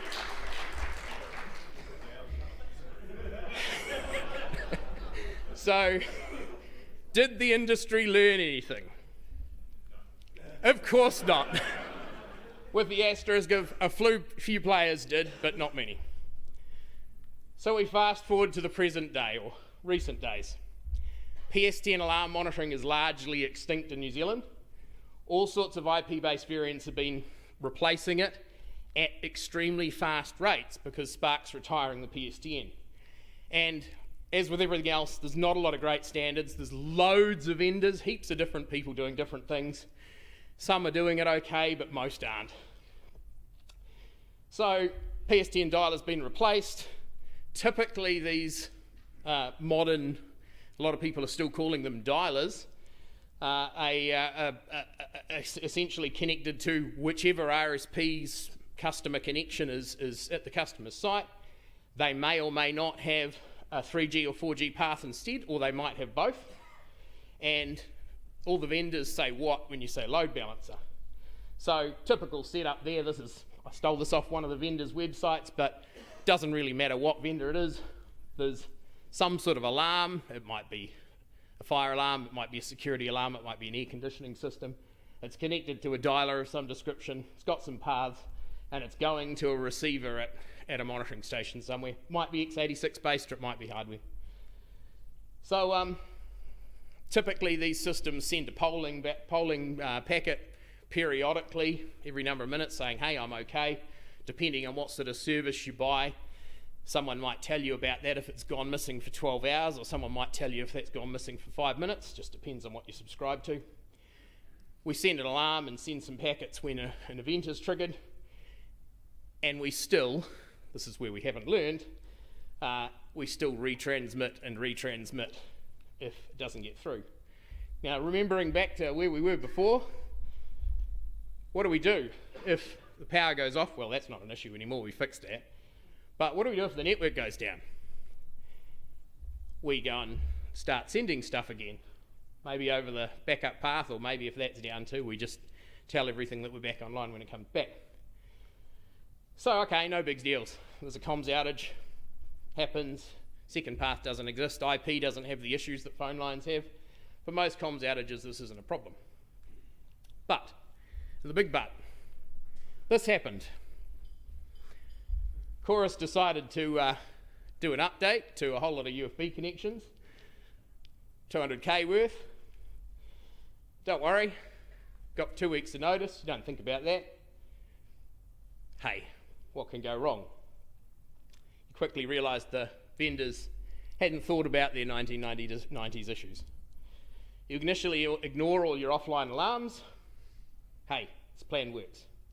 Suddenly you notice your DDoS has just kicked in, because all of a sudden 200,000 connections just decided to come back online and start within a second telling every monitoring station that's got a lot of customers that some stuff's going on. Everyone's going, WTF, network's on fire. The fix, short-term fix, relatively simple. Null route the major ISPs slowly, sort of after a number of minutes, after everything started settling down, slowly bring them back online, everything's happy, all settles down. Long-term fix, a lot of pain with a lot of different vendors who all just don't get it, basically. Learnings, alarm receivers, some have really crappy processors that can't cope, not up to spec, locked up. Key, improve your DDoS protection so it doesn't trigger when you DDoS yourself. And some vendors do much better than others. You get what you pay for. Try and convince the non-technical folk of this. People are just, it's a race to the bottom. Learnings, sometimes LFC planned events impact all connections simultaneously. Other times there are different impacts right throughout the change window, and I'm assuming it just depends on who's writing the script that night or who's running it. Varies from LFC to LFC. I'm picking on Chorus here, but this would happen with anybody that's of any size. Another learning from that is be really careful about automatically generating tickets. If you send 20,000 emails because you've got 20,000 tickets that got created, not only is your ticketing system stuffed because no one can find anything, you've just cut yourself off all your email as well. Other learning, mobile data from all major providers. We've seen quite a significant thing in any built-up urban areas that within the first few minutes of an LFC's connections going down, the mobile data just turns to crap. There's packet loss. It's highly unreliable, and the assumption for that is everyone's phones in their houses and everyone's devices that switch over are just suddenly switching to mobile data. That's just an assumption. Other thing is some mobile networks are using the LFC for their backhaul, so if you think you've got redundancy, you might not. Sorry about flying through that, but thank you very much.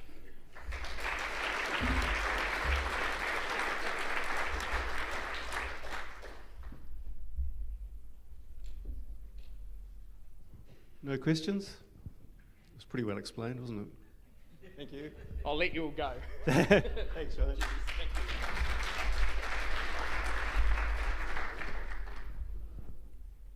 Right, so that's us. That's NZNOG 2024 finished.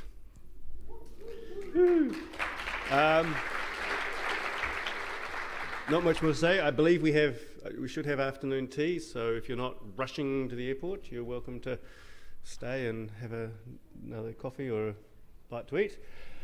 Other than that, thank you very much for attending. We do it to see people here, and we'll see you all next year in Napier.